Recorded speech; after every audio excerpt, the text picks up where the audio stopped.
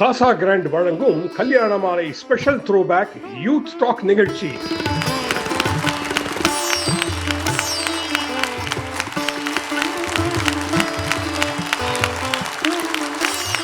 இதுதான் கல்யாண மாலையில் என்னுடைய ஃபஸ்ட்டு எக்ஸ்பீரியன்ஸ் நினைக்கிறேன். இவங்களில் யாருமே ப்ரொஃபஷனல் ஸ்பீக்கர்ஸ் கிடையாது, மேடை பேச்சாளர்கள் கிடையாது. திருப்பி நான் ராஜா சாரை கோட் பண்ணணும்னு நினைக்கிறேன். எனக்கு ஒரு முறை சொன்னார் ஸ்டேஜ் இறங்கி வரும்போது, சுஜித், பேச்சாளர்கள் நம்ம பேசும்போது கை தட்டுவாங்க, ஆனால் யாரெல்லாம் ஒரு விஷயத்தை செஞ்சுட்டு அப்புறம் பேசுகிறாங்களோ அவங்க சொல்கிறத தான் ஊர் கேட்கும் அப்படின்னாங்க. அது மாதிரி இன்றைக்கி மேடையில் இருக்க எல்லாருமே அவங்கவுங்க துறையில் பெரும் சாதனை செஞ்சவங்க. ஒரு ஸ்டோரியும் ஒரு பிளாக் பஸ்டர் மூவியாக எடுக்கக்கூடிய ஸ்டோரி, ரைட்?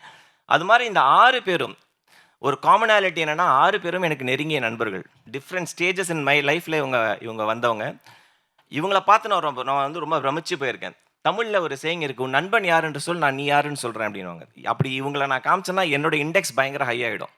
ஒரு பக்கம் பிரீத்தி ஸ்ரீனிவாசன், ஒரு பக்கம் சுல்தான் ரஃபாய். ஏஜ் வைஸ்லாம் பயங்கர டிஃப்ரென்ஸ் இருக்கும். 2 மாணவர்கள் இருக்காங்க, காலித் இருக்கார். இவங்க செய்கிற வேலை வந்து பார்த்தீங்கன்னா உங்களை எல்லாம் பிரமிப்பூட்டும். ஓகே, அதனால் இது வந்து ஒரு வெறும் பேச்சரங்கமாக முடிய போகிறதில்லன்னு எனக்கு ஆணித்தனமான ஒரு நம்பிக்கை இருக்குது. இது வெளியில் போகும்போது இங்கே இருக்க எல்லாரும் உங்கள் வயசை தாண்டி you will go out inspired. அதுக்கான கேரண்டி நான் இப்பயே கொடுத்துட்றேன். இவங்க யாருமே பேசி மீரா மேடம் கேட்டது கிடையாது. ராஜா சார், இதை நீங்கள் நோட் பண்ணியே ஆகணும். ஒரே ஒரு ஜூம் காலில் உங்கள் ஸ்டோரிஸ் கேட்டாங்க. முடிச்சோடனே எனக்கு கால் பண்ணாங்க, இது நல்லா வரும்னு தோணுது எனக்கு அப்படின்னாங்க. அந்த நம்பிக்கைக்கு நன்றி மீரா மேடம். உங்கள் வாழ்த்தோட இந்த ப்ரோக்ராம் ரொம்ப சூப்பராக இருக்கும். ஹீரோன்ற வேர்டு வந்து நம்ம எல்லாருக்குமே யாருக்கு நம்ம ஹீரோ அப்படின்னு பார்ப்போம். ஹீரோன்ற வேர்டுன்றது யாரோ வெள்ளித்திரையில் மிகப்பெரிய ஸ்க்ரீனில் பார்க்குறவங்க மட்டும் கிடையாது. அவங்க ரியல் ஹீரோஸ்ன்னு சொல்லுவோம். சில பேர் அது ரியல் ஹீரோஸாகவும் இருக்கிறாங்க. பட் இன்றைக்கி நீங்கள் பார்க்க போகிற ஒரு ஸ்டோரியும் யாருன்னு பார்த்தீங்கன்னா ரியல் லைஃப் ஹீரோஸ். அதாவது நான் 60 வயசு தாண்டி இனிமேல் நான் சேவை செய்ய போகிறேன்றது இல்லை. கிட்டத்தட்ட 21-22 வயசில் இருந்து எதையும் எதிர்பார்க்காம பிரமிப்பூட்டும் வேலை செய்கிறவங்களுடைய கதையை தான் நீங்கள் பார்க்க போகிறீங்க. அதனால் இவங்க எல்லாருமே உங்களுக்கான ரியல் சூப்பர் ஹீரோஸாக இருக்கும். அதனால தான் இன்றைக்கி நிறைய யங்ஸ்டர்ஸும் வந்திருக்கீங்க. இவங்க ஸ்டோரிஸ் வந்து வில் லீவ் யூ இன்ஸ்பயர்ட். இதில் கல்யாண மாலையோட இவங்களுடைய தொண்டு மிகப்பெரியது. தமிழுக்கு மட்டும் இல்லாமல் இது மாதிரி ஹீரோஸோடைய ஸ்டோரிஸை வெளி உலகத்துக்கு கொண்டு வரணும்னு நினைக்கிற அது வந்து மிகப்பெரிய சிஎஸ்ஆராக தான் நான் பார்க்குறேன்.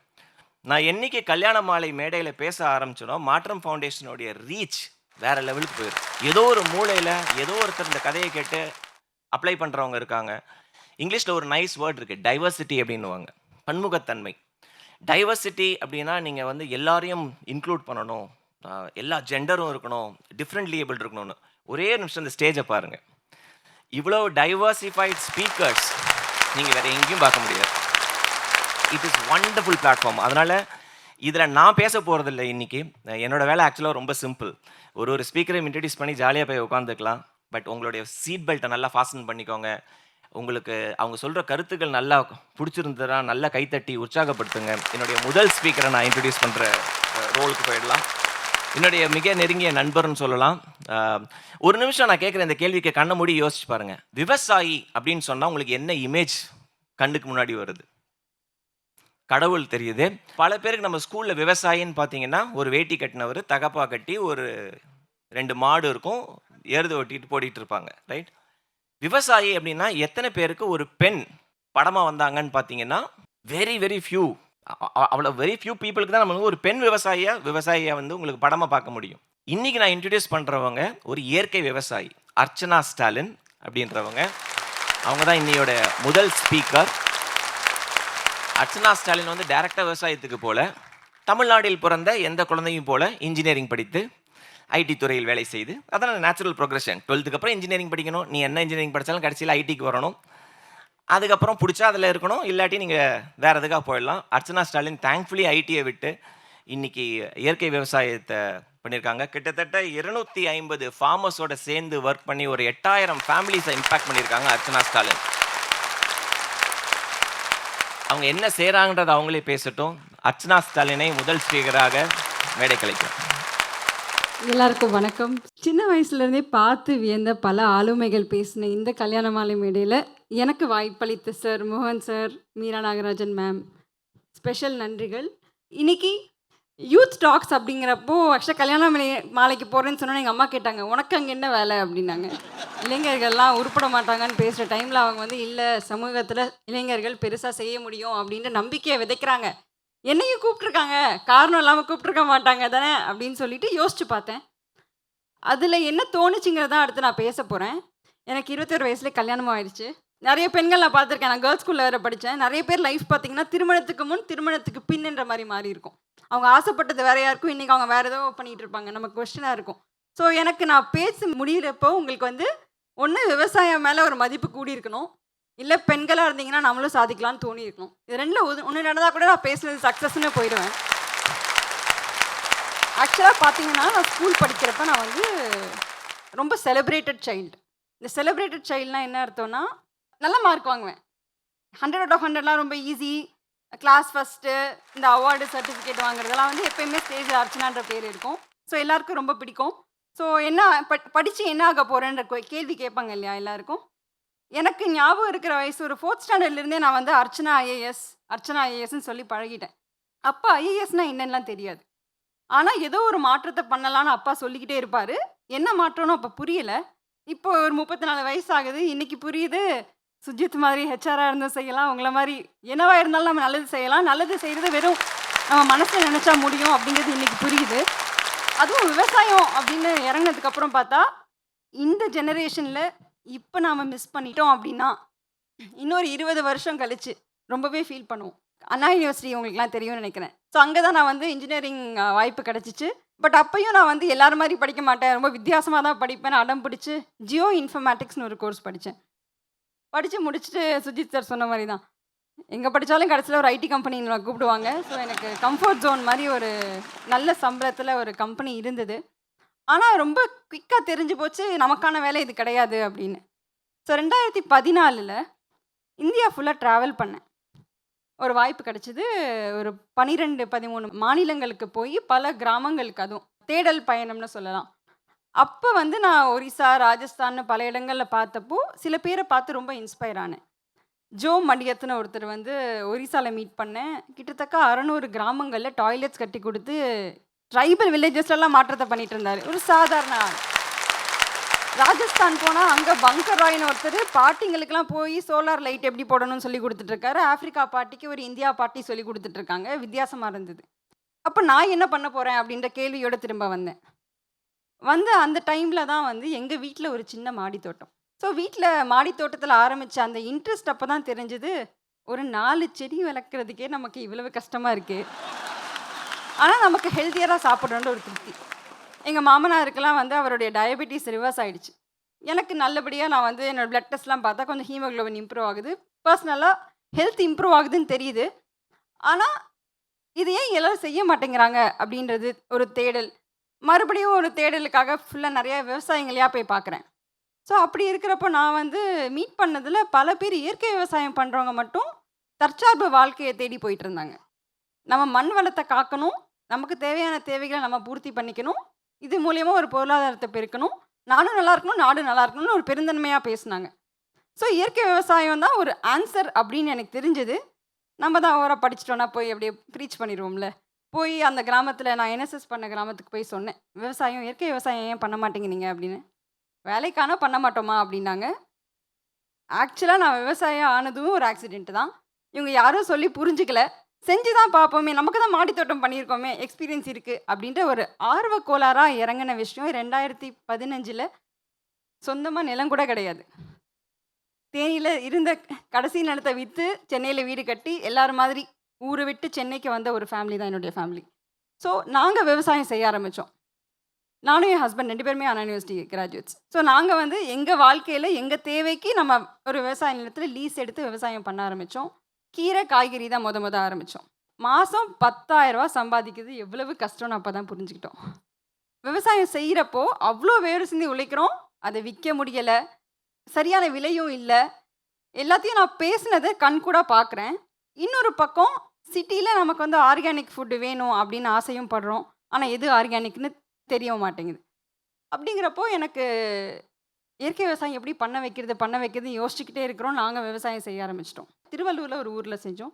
இன்றைக்கி அந்த ஊரில் 19 விவசாயிகள் இயற்கை விவசாயம் பண்ணுறாங்க. கிட்டத்தட்ட 250 ஃபார்மர்ஸ் மேலே இன்றைக்கி ஒரு 12 மாவட்டங்களில் இருக்காங்க. நாங்கள் சென்னையில் மட்டுமே 8000 குடும்பங்களுக்கு நஞ்சிலா உணவை சேர்த்துருக்கோம்.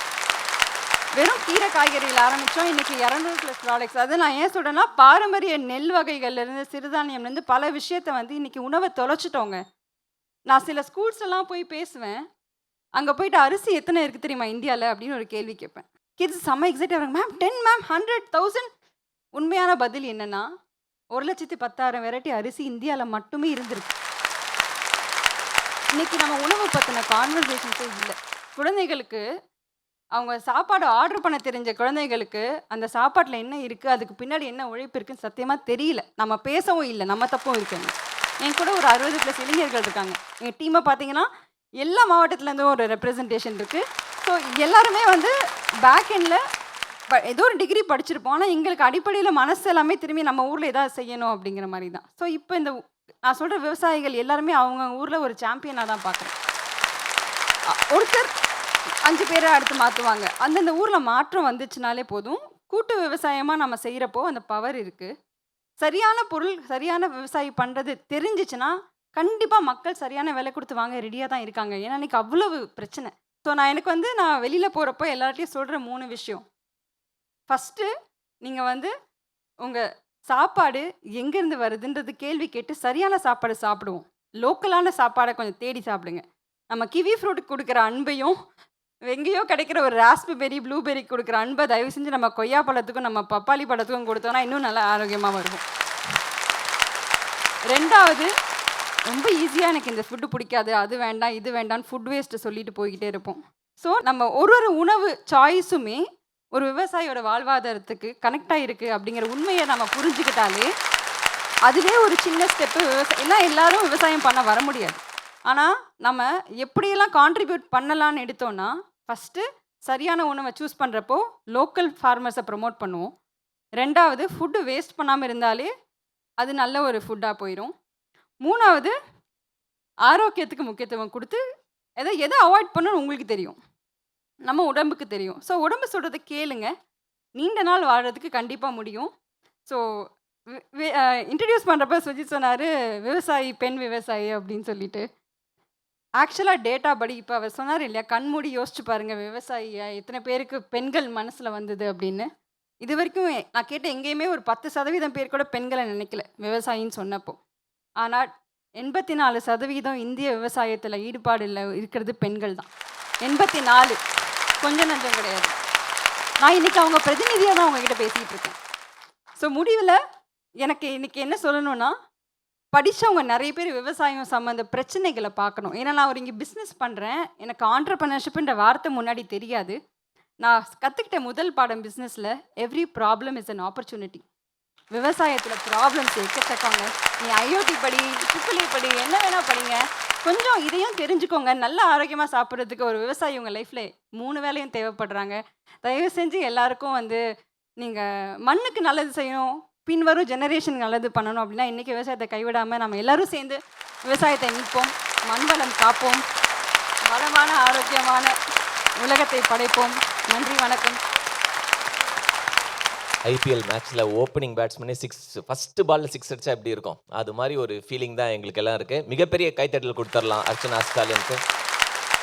நான் இப்போ அர்ச்சனா சொல்லுவேன், லேடி வித் கோல்டன் வாய்ஸ், அவங்க பாடினா இன்னும் நல்லா இருக்கும்னு நினைக்கிறேன் இல்லையா. ரொம்ப அழகான கருத்துக்கள். அதுவும் 84% விவசாயம் பண்ணுறது பெண்கள். ஓகே, இது கிட்டத்தட்ட நம்ம லேடி கவுன்சிலர்ஸ்க்கு பின்னாடி ஹஸ்பண்ட் இருக்கிற மாதிரி இது உல்டாவான பிரச்சனையை நீங்கள் காமிச்சிருக்கிறீங்க. அர்ச்சனா கிட்ட பேசும்போது நான் அவங்களை இன்ட்ரடியூஸ் பண்ணும்போது கேட்டேன், அர்ச்சனா நீங்கள் வாங்கின அவார்ட்லேயே உங்களுக்கு ரொம்ப ப்ரெஸ்டீஜியஸான அவார்டு என்ன அப்படின்னு. டக்குன்னு யோசிச்சுட்டு சொன்னாங்க, அவார்ட்லலாம் ப்ரெஸ்டீஜியஸ் எல்லாம் கிடையாது. இப்போ இந்த 8000 ஃபேமிலி எனக்கு ஃபோன் பண்ணி, அர்ச்சனா நீங்கள் கொடுக்குற மாம்பழம் ரொம்ப நல்லா இருக்குது, ஆர்கானிக் மாம்பழம், என் குழந்தைங்களுக்கு இது மாதிரி ஒரு ஆர்கானிக் ஃபுட்டு என்னால் கொடுக்க முடியுது, அதுதான் அந்த காம்ப்ளிமெண்ட் தான் சுஜித் எனக்கு மிகப்பெரிய அவார்டுன்னு சொன்னாங்க. அதனால் தேங்க்யூ அர்ச்சனா, பிரில்லியன்ட் ஒர்க். பிரீத்தி ஸ்ரீனிவாசனை நான் ஒரு ஈஸிலி ஒரு 7-8 இயர்ஸ்க்கு முன்னாடி மீட் பண்ணேன். அவங்கள மீட் பண்ணுறதுக்கு வரைக்கும் எனக்கு வீல் சேரில் இருக்கிறவங்க எல்லாருக்கும் மொபிலிட்டி இஷ்யூஸ், பிடபிள்யூடின்னு சொல்லுவாங்க, ரைட், ஆர்த்தோபெடிக்கலி டிஃப்ரெண்ட்லி ஏபிள்டு அப்படின்றது மட்டும்தான் எனக்கு தெரியும். ஸ்பைனல் கார்ட் இன்ஜுரி அப்படின்னா என்னன்னு எனக்கு அப்போ தெரியல நிச்சார். நம்ம வாழ்க்கையை புரட்டி போட்டவர்கள் சில பேர் அப்படின்னா அதில் டாப் 3 லிஸ்ட்டில் நான் பிரீத்தியை வச்சுருப்பேன் எப்போதுமே. நான் சொல்கிறத கொஞ்சம் விஷுவலைஸ் பண்ணி பாருங்கள்.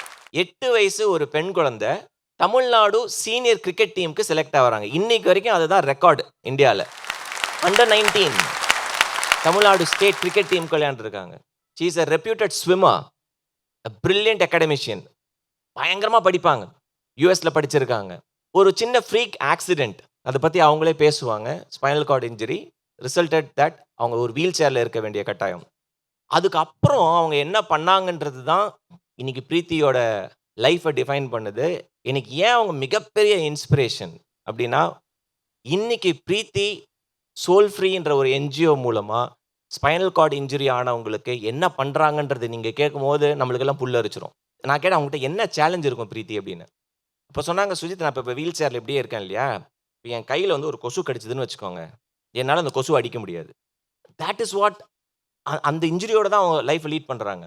அப்போ நான் என்ன பண்ணேன், எந்த மேடையில் போனாலும் ஒரு 10 நிமிஷம் பிரீத்தியை பற்றி பேசுவேன். இது மாதிரி இருக்குது தெரியுமா, அந்த அவேர்னஸ் என்னன்னு தெரியுமா அப்படின்னு சொல்லி ஒரு காலேஜில் திருச்செங்கோடில் ஒரு ஏஷியாஸ் விமென்ஸ் லார்ஜஸ்ட் காலேஜ் நான் பேசின மிகப்பெரிய ஆடியன்ஸ் அதுதான். 22,000 பெண் குழந்தைங்க இருந்தாங்க. அவங்கக்கிட்ட நான் கேட்டேன், நம்ம ஒரு சேலஞ்ச் வச்சுப்போம், பிரீத்தியோட ஃபோட்டோவை பின்னாடி டிஸ்பிளேல போட்டு, இது என் ஃப்ரெண்டு, இவங்களுக்கு இது மாதிரி ஸ்பைனல் கார்டு இன்ஜுரி ஆயிடுச்சு, இவங்க இப்படி தான் இருக்கணுமா, இவங்களுக்காக நம்ம ஒரு சேலஞ்ச் பண்ணுவோம். என்ன பண்ணுவோம், 20 நிமிஷம் நம்ம அப்படியே உட்காருவோம் சேரில், இப்படி அப்படி நான் அசையக்கூடாது, ரைட்? எங்கேயாவது ஒரு இச்சு இருந்தாலும் நீங்கள் போய் கை வச்சு நீங்கள் ஸ்க்ராச் பண்ணக்கூடாது, தலையில் அரிச்சா அப்படி பண்ணக்கூடாது, என்ன பண்ணாலும் அப்படியே உட்காரணும். இருப்போமா நாங்கள், இருக்கலாம் சார் அப்படின்னாங்க. 2 நிமிஷத்தில் 22,000 பேரும் கை தூக்குனாங்க. இதுக்கு மேலே என்னால் முடியல அப்படின்னு. இப்போ நான் சொன்னேன், இந்த வாழ்க்கையை தான் என் ஃப்ரெண்டு வாழ்ந்துட்டு இருக்கிறாங்க, ரைட்? முதுகு தண்டவளம் பாதிக்கப்பட்டவர்களுடைய கஷ்டம் என்ன, அவங்களுக்காக ஒரு என்ஜிஓ ரன் பண்ணணும். என்னை பொறுத்த வரைக்கும் இந்த ஃபீனிக்ஸ் பறவைன்னு ஒன்று சொல்லுவாங்கல்ல, அந்த உண்மையான ஃபீனிக்ஸ் பறவை பிரீத்தி ஸ்ரீனிவாசன் தான். உலகத்தில் யாரெல்லாம் என்னால் இது முடியாது அப்படின்னா நான் காமிக்கிற ஒரே எக்ஸாம்பிள் அவங்கள காமிப்பேன். இங்கேருந்து ஸ்ட்ரைட்டாக என் ஃப்ரெண்டு யூகே போகிறாங்க, பிஹெச்டி பண்ணுறாங்க ஐஐடியில். அதை போய் நான் 2 நாளில் போய் அவங்களோட தீசிஸை ப்ரெசென்ட் பண்ண போகிறாங்க. இந்த தருணத்தில் பிரீத்தியோட மிகப்பெரிய சப்போர்ட், அவங்களுடைய அம்மா இருக்காங்க, பிரீத்தி ஸ்ரீனிவாசனுடைய மதர் இஸ் ஹியர். பிரீத்தி ஸ்ரீனிவாசன் ஒரு ஹீரோனா அவங்க மிகப்பெரிய ஹீரோ. பிரீத்தி, நானே நிறைய பேசிட்டேன்னு நினைக்கிறேன். Over to you. ட்ரூலி இந்த மாதிரி ஒரு மாபெரும் மேடை எனக்கெல்லாம் கிடைக்கும். ஆக்சுவலாக ராஜா சார் முன்னாடிலாம் தமிழில் பேசுறதுக்கே எனக்கு தகுதி கிடையாது. ஸோ நான் கொஞ்சம் குழகுழான்னு பேசினேன்னா என்னை மன்னிச்சுக்கோங்க சார். ஸோ நம்ம மாற்றுத்திறனாளி, நம்ம வந்து சக்கர நாற்காலியில் ஒருத்தரை பார்க்குறோம் அப்படின்னாலே நம்ம முதல்ல என்ன நினைக்கிறோம், ஐயோ பாவம்ல, என்ன ஒரு பரிதாபமோ அப்படின்னு. நான் அவங்கள கேட்குறேன், நீங்கள் எத்தனை பேர் இங்கே கண்ணாடி போட்டுருக்கீங்க? நிறைய பேர். இப்போ வந்து டிவி ஸ்க்ரீன் பின்னாடி பார்க்குறவங்க, கம்ப்யூட்டர் ஸ்க்ரீன் பின்னாடி பார்க்குறவங்க கண்டிப்பாக இருக்கும் கண்ணாடி. நீங்கள்லாம் மாற்றுத்திறனாளியா? ஐசைட் பர்ஃபெக்டாக இல்லைங்கிறதுனால தானே நம்ம கண்ணாடி போட்டுக்கிறோம். பிறக்கும்போது எல்லாரும் மாற்றுத்திறனாளியாக தானே பிறக்கிறோம். 4 வருஷம் ஆகுது நம்மளுக்கு மலமூத்திரம் போகிறது என்னன்னு தெரிஞ்சுக்கிறதுக்கே ஆகாது. அந்த ஸ்டேஜுக்கு தான் திரும்பி போக போகிறோம். எத்தனை பேர் வந்து காரில் வந்தோம், ஏன் காரில் ஏறி உக்காந்துக்கிறோம், தூரமாக இருக்கு நடக்க முடியல அப்படின்னு தானே.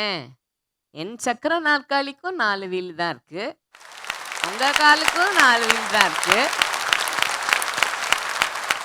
பொசிஷன் ஏலேருந்து பொசிஷன் பிக்கு கொண்டு போகிறது, எந்தும் கொண்டு போகிறது. என்னோட வீல் சேர் 8 km/h போகும். நான் எங்கேயுமே நிற்க வேண்டாம். அப்போது சென்னை டிராஃபிக்கில் உங்களை விட முன்னாடி நான் வந்துடுவேன்னோ தானே. அப்போது your car is nothing more than a glorified wheelchair. அப்போது உங்களுக்கும் எனக்கும் என்ன பெருசாக வித்தியாசம்? இன்னைக்கு உங்களோட உடம்பு நீங்கள் சொல்கிற மாதிரி நடக்கிறது, என் உடம்பு நடக்கலை, அவ்வளோதானே. ஸோ நம்ம எல்லாரும் நம்ம மனசில் மாற்றுத்திறனாளின்னு நம்ம நினச்சிட்டோன்னா நம்ம உலகம் சீக்கிரமாக மாறிடும். நம்ம தியேட்டர்ஸ் எல்லாம் ஆக்சசிபிளாக இருக்கும். இன்னைக்கு சொல்றேன், பெண் மாற்றுத்திறனாளி பெண்கள் ஏன் நம்ம பார்க்கறதே இல்லைன்னா, the census says only 6% of girls with disability get to even go to school. 6% பெண்களுக்கு தான் ஸ்கூலுக்கே போக முடியறது அவங்க மாற்றுத்திறனாளியா இருந்தா. நம்ம எல்லாரும் மாற்றுத்திறனாளியா இருந்தா நம்மளுக்கு ஸ்கூல் போக வேண்டாமா? நம்ம எல்லாரும் அர்ச்சனா மாதிரி 100% மார்க் வாங்க வேண்டாமா? அந்த வாய்ப்பு கிடைக்க வேண்டாமா? மாற்றுத்திறனாளி மாற்றுத்திறனாளின்னு எங்க ஒதுக்கி வச்சிடுறீங்க. மாற வேண்டியது சமுதாயம் தான் நினைக்கிறேன் நான். எங்க அப்பா அம்மாக்கும் கல்யாணம் ஆகி 9 வருஷம் குழந்தை இல்லாம தவம் கடந்து நான் பிறந்தேன். என்னை அவ்வளோ ஆசாசையா பார்த்துட்டாங்க. 3 வயசுல நீச்சல் போட்டியில ஸ்விம்மிங் பண்ண ஆரம்பிச்சு நான் வந்து ஸ்டேட் லெவல் கோல்டு மெடலிஸ்டா இருந்தேன். 8 வயசுல சீனியர் தமிழ்நாடு டீமுக்கு நான் விளையாடி இருக்கேன். எங்க அப்பாவோட வேலை இதனால நாங்க வந்து வருஷா வருஷம் வேற ஸ்கூலுக்கு போயிடுவோம். 12 வருஷம் ஸ்கூலு, நான் 9 வேற வேற ஸ்கூலு, 3 வேற வேற கான்டினென்ட்ஸ்ல படித்தேன். Okay, when I completed school, it was in the USA. I was in the top 2% of the American student population. நான் எங்க வேணா போயிருக்கலாம். நான் போக பிடிக்கல எனக்கு. I am an Indian. இந்தியாவுக்கு கிரிக்கெட் ஆடணுன்ற கனவுக்காக நான் இந்தியா திருப்பி வந்துட்டேன். அப்போ 18 வயசு. பார்க்கறதுக்கு கொஞ்சம் கூட அழகா இருக்குதுன்னு நினைக்கிறேன். எல்லாமே எனக்கு வந்து not even the shadow of failure touched my life. தெரியவே தெரியாது. கஷ்டம்னா என்னன்னு தெரியாது, வலினா என்னன்னு தெரியாது. ஒரு காலேஜ் எக்ஸ்கர்ஷன் போனேன் எல்லாரும் மாதிரியும். தொட அளவு தண்ணியில தடுக்கி விழுந்து ஏந்துக்கவே இல்லை. கழுத்து உடஞ்சி போயிடுது, முதுகு தண்டுவடம் பாதிப்பு. கழுத்துக்கு கீழே அந்த க்ஷணத்துலேருந்து எந்த செயல்பாடும் கிடையாது. தட்டில் சாப்பாடு இருந்தால் எடுத்து சாப்பிட முடியாது. எந்த உணர்ச்சியும் கிடையாது, எந்த மூவ்மெண்ட்டும் கிடையாது. மலம் மூத்திரம் போக முடியாது. முடியாது முடியாது முடியாது அப்படின்னு சொல்லும்போது எந்த காலேஜ் வேணா உலகத்தில் போயிருக்கலாங்கலேருந்து வெறும் சிம்பிளாக ஒரு காலேஜில் சீட்டு கிடைக்கல. என்ன சொல்கிறாங்க, நீங்கள்லாம் ஏன் படிக்க வரீங்க?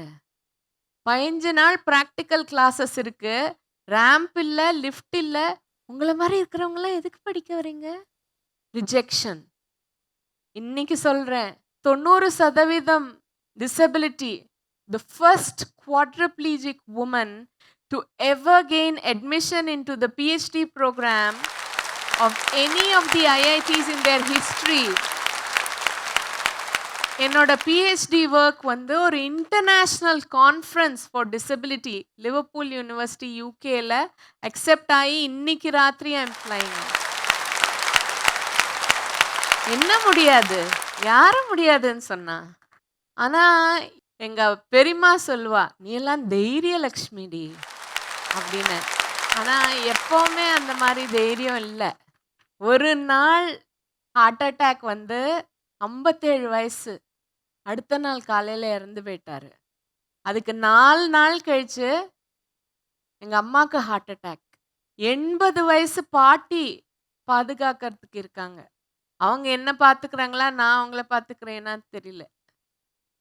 குளிக்க முடியுமா, சாப்பிட முடியுமா, அடுத்த வேலை என்ன பண்ண போகிறோன்னு தெரியல. சம்பாத்தியம் எதுவும் இல்லை. எங்கள் அப்பா எனக்காக வேலையை விட்டுட்டு அப்பாவும் அம்மாவும் என்னை பார்த்துருந்தாங்க. நான் மரியாதையோட வாழணுன்றதுக்காக. இந்த சூழ்நிலையில் அம்மாவுக்கு ஹார்ட் அட்டாக், பைபாஸ் சர்ஜரினா எவ்வளோ பணம் வேணும்? இந்த சூழ்நிலையில் என் வாழ்க்கை ரொம்ப கஷ்டமாக இருக்குன்னு நான் நினச்சிருந்தேன். 3 மாதம் நாங்கள் வந்து சென்னைக்கு ஷிஃப்ட் ஆனோம் எங்கள் அம்மாவுக்கு பைபாஸ் சர்ஜரி பண்ணுறதுக்காக.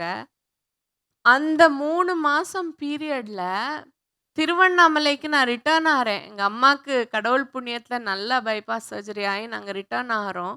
அந்த 3 மாதம் பீரியடில் 2 பெண்கள், இடுப்புக்கு கீழே அவங்களுக்கு செயல்பாடு கிடையாது, ஆனால் கையெல்லாம் நல்லா வேலை செய்வாங்க, என்ன மாதிரி கிடையாது. அவங்க பெருக்குவாங்க, சமைப்பாங்க, எல்லா வேலையும் செஞ்சுருந்தாங்க. அவங்க கிட்ட எப்படி சொன்னாங்கன்னா, நீ எல்லாம் தண்ட சோறு, ஏன் உயிரோட இருக்க? நீ இருக்கிறதா இருந்தால் உங்கள் அண்ணாவை கல்யாணம் பண்ணிக்கிறதுக்கு யாரும் வரல, உங்கள் அப்பா அம்மாவெல்லாம் எந்த கல்யாணத்துக்குமே கூப்பிட மாட்டேன்றாங்க அப்படின்னு சொல்லி அவங்க பக்கத்தில் பாய்சன் கொண்டு வந்து வச்சு அவங்க குடிச்சிட்டு இறந்து போயிட்டாங்க. அப்போ கூகுள் பண்ணி பார்த்தா நம்ம India 1/5 of the world's population. And sir சொன்னாரு வளர்ந்துட்டே இருக்கோம், ரொம்ப வளர்றோம்.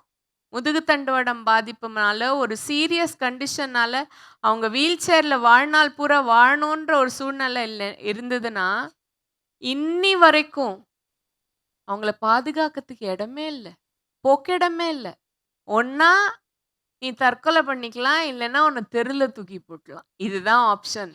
India 1/5 of the world's population, the fastest growing economy. There's not one place for me to go and live with dignity. அப்போ அம்மா சொன்னாங்க, நீ பண்ணுடி, எனக்கு உண்மையில நம்பிக்கை இருக்கு அப்படின்ட்டு. நான் சொன்னேன், அம்மா என்னால என்னையே பார்த்துக்க முடியலையா, நான் போய் என்னத்த 4 பேரை பார்த்துக்கிறது. பட் இந்த 3 மாசத்துல 2 பெண்களை கொன்னுட்டாங்க அப்படின்னா இந்தியா ஃபுல்லா என்ன ஆகும்? இப்ப யாரு பார்த்துப்பாங்க? எனக்கு என்ன பயம்னா, நான் ஒரு அறக்கட்டளை ஆரம்பிச்சு என்னமோ பண்ணிட்டானா என்ன பண்றது அப்படின்னு, அதுதான் பயம். பட் இந்த பெண்கள் இறந்த உடனே பயத்தினால நான் இன்னைக்கு என் குரலை ஓங்கலைன்னா அப்போ I am part of the problem. அப்போ நான் நினைச்சேன், மிஞ்சி போனா என்ன ஆகும், ஜெயில போடுவாங்க தானே, அப்படியானோ என்ன 2 பேர் வச்சு பார்த்துக்கணும்ல. அன்னைக்கு ஆரம்பிச்சது சோல் ஃப்ரீ. சோல் ஃப்ரீனா ஆத்ம விடுதலை. ஆத்மா நம்ம உடம்புக்குள்ள இருக்கு, ஆத்மா எப்பவுமே விடுதலையா இருக்குன்னு சொல்றாங்க. பட் இந்த உடல்ல இருக்கிற வரைக்கும் அந்த ஆத்மா அதுக்குள்ள அடங்கி தான் இருக்கு. தினசரி நீ எல்லாம் ஏன் உயிரோட இருக்க அப்படின்னு கேட்டுண்டே சித்திரவதைப்படுத்திண்டே இருந்தா அணு அணுவா அந்த ஆத்மா சாகிறது. அந்த ஆத்மா வாழணும்னா அதுக்கு விடுதலையா வாழ முடியணும். அதுதான் சோல் ஃப்ரீ. முதுகு தண்டுவடம் பாதிப்பு இருக்கிறவங்க யாரா இருந்தாலும், இன்னைக்கு நான் சொல்றேன், இந்தியா முழுவதும் யாரா இருந்தாலும் அவங்க ஹாஸ்பிட்டலை விட்டு வெளில வராங்க, மறுவாழ்வு பயிற்சி கிடைக்கல, அப்படி இருக்கிறதுல ஒரு நாளைக்கு 15,000 ரூபாய் கேட்குறாங்க. யாரால தர முடியும்? சோல் ஃப்ரீ இன்ஸ்பயர் சென்டர்னு திருவண்ணாமலையில் 20,000 ஸ்கொயர் ஃபீட் உள்ள பில்டிங் நாங்கள் வச்சு இந்தியாவின் முதல் ஒருங்கிணைந்த மறுவாழ்வு பயிற்சி மையம் வச்சுருக்கோம். நம்ம ஆனரபிள் சிஎம் சார் இனாகரேட் பண்ணி வச்சு அவ்வளோ சிறப்பாக நடத்தின்னு இருக்கோம். 120 பேருக்கு மேலே லாஸ்ட் 1 இயராக அவங்களோட மறுவாழ்வு பயிற்சி முடிச்சுட்டு போயிருக்காங்க. அவங்க வரும்போது நான் வருஷக்கணக்காக படுத்த படுக்கையாக இருந்திருக்கேன். கண்ணை பார்த்து பேசவே முடியாது அவங்களால. அவங்களுக்குள்ள அவ்வளோ வலி, அவ்வளோ தாபம், அவ்வளோ கஷ்டம் இருக்கு. அதே பர்சன் 3 மாதம் 4 மாதம் கழிச்சு கேலிப்பரில் ஏந்து நடந்து நான் போய் வெளியில் போய் சம்பாதிக்க போகிறேன் மேடம் அப்படின்னு சொல்லி அந்த பர்சன் இன்னைக்கு 4 பேருக்கு வேலை கொடுத்துட்டு இருக்காங்க. The first and most important thing, உங்களுக்கு தெரிஞ்சவங்க யாரானும் அவங்களுக்கு முதுகு தண்டுவடம் பாதிப்பு ஏற்பட்டு கஷ்டப்பட்டுன்னு இருக்காங்க, அவங்க ஹாஸ்பிட்டல்லேருந்து வெளில வந்துட்டு அவங்க குடும்பமே தத்தளிச்சுன்னு இருக்கு அப்படின்னா அவங்க எங்களோட கனெக்ட் பண்ணி விடுங்க, நான் காப்பாற்றுறேன் அவங்கள.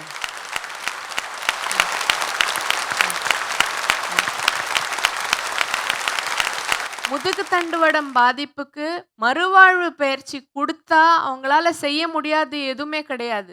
மூளையும் நல்லா இருக்கு, உடம்பும் நல்லா இருக்கு. Only thing wifi strike, network வேலை செய்யல. மூளை சொல்றது உடம்பு கேட்கல, உடம்பு சொல்றது மூளை கேட்கல. So what? நான் சொல்றேன், நான் ட்ரெயின் பண்றேன் அவங்கள. ஃபிசியோதெரப்பி, ஆக்குபேஷனல் தெரப்பி, ஹைட்ரோதெரப்பி, இந்தியாலேயே பாக்கி இடத்துல இல்லாததை எல்லாமே தரும். அவங்கள வாழ வச்சு அவங்கள சந்தோஷமா வைக்கிறதுக்கு எல்லா விதமான பயிற்சியும் தரும். International standards of care free of cost. நான் உங்ககிட்ட எதுவுமே கேட்கல. நான் உங்ககிட்ட கேட்கக்கூடியது ஒரே ஒரு விஷயம்தான், நீங்க நல்லா இருக்கணும். உங்களோட ஃபேமிலியை நீங்க சந்தோஷமா சக்சஸ்ஃபுல்லா நடத்தி மாற்றுத்திறனாளியா இருந்தா என்ன, மாற்றம் படைக்கிறோம் நாங்க. உங்க எல்லாரோட ஆசீர்வாதமும் எங்களுக்கு வேணும், எல்லாரோட சப்போர்ட்டும் வேணும். ஃபிசியோதெரபிஸ்ட் யாரான்னு இருக்காங்க எங்களை சப்போர்ட் பண்ணுறாங்கன்னா வாலண்டியர் பண்ணுங்க. Doctors, occupational therapists, So many things we need. We need all of your support. We need all of your love. அதாவது நான் சொல்லுவேன், உடச கரண்டிய வச்சுட்டு பாயசம் பண்றாரு பகவான் அப்படின்னு. கரண்டி என்னமோ உடசதான், ஆனா அவர் கையில இருக்குல்ல.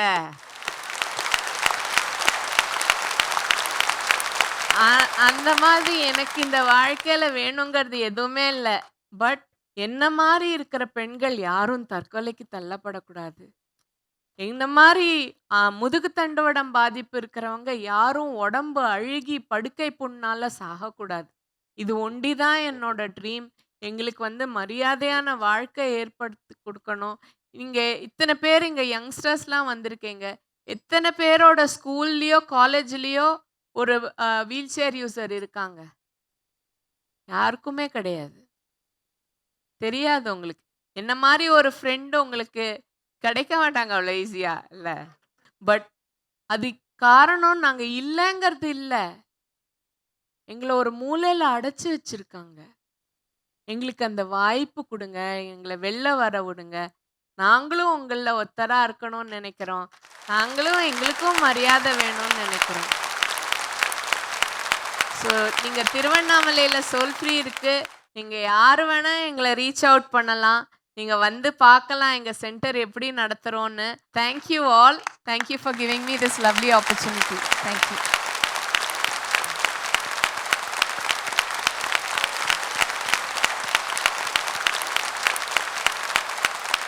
நீங்க பிரீத்தி ஃபர்ஸ்ட் டைம் பேசி கேட்குறீங்க. அது ரொம்ப பக்கத்துல இருந்து பார்த்துருக்கோம். இந்த புல்லரிப்புன்னுலாம் சொல்லுவாங்களா, அவன் கூட இருந்துச்சுன்னா அது எப்போயுமே அரைச்சிக்கிட்டே இருக்கும். ஏன்னா what she does is truly a miracle. திருவண்ணாமலையில் கிரிக்கெட் கோச்சிங் பண்ணுறாங்க அங்கே இருக்க கேர்ள்ஸ்க்கு அவங்களோட சென்டரில். அவுட்ஸ்டாண்டிங் ஒர்க் பிரீத்தி.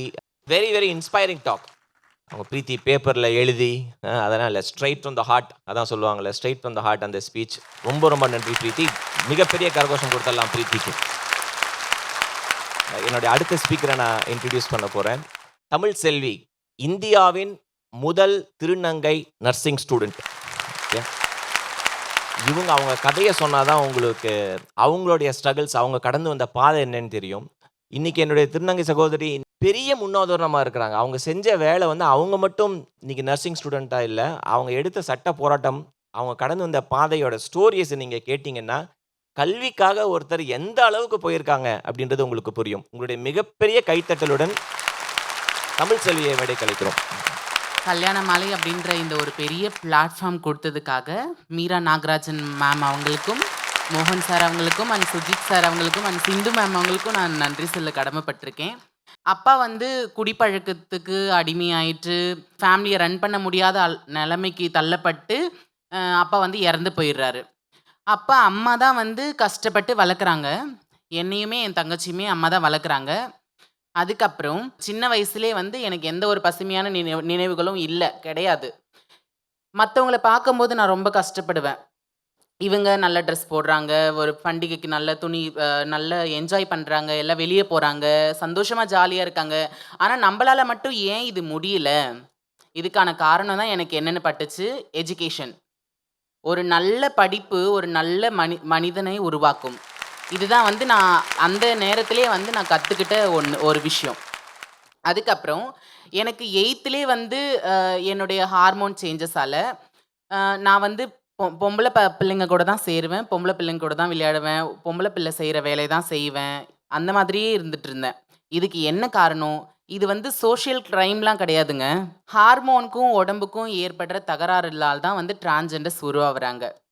பொதுவாக மேல்ஸ்க்கு வந்து டெஸ்டோஸ்டிரான் அப்படின்ற ஹார்மோன் அதிகமாக சுரக்கும், ஃபீமேல்ஸ்க்கு வந்து ப்ரொஜெஸ்டான் அண்ட் ஈஸ்ட்ரோஜன் அதிகமாக சுரக்கும்.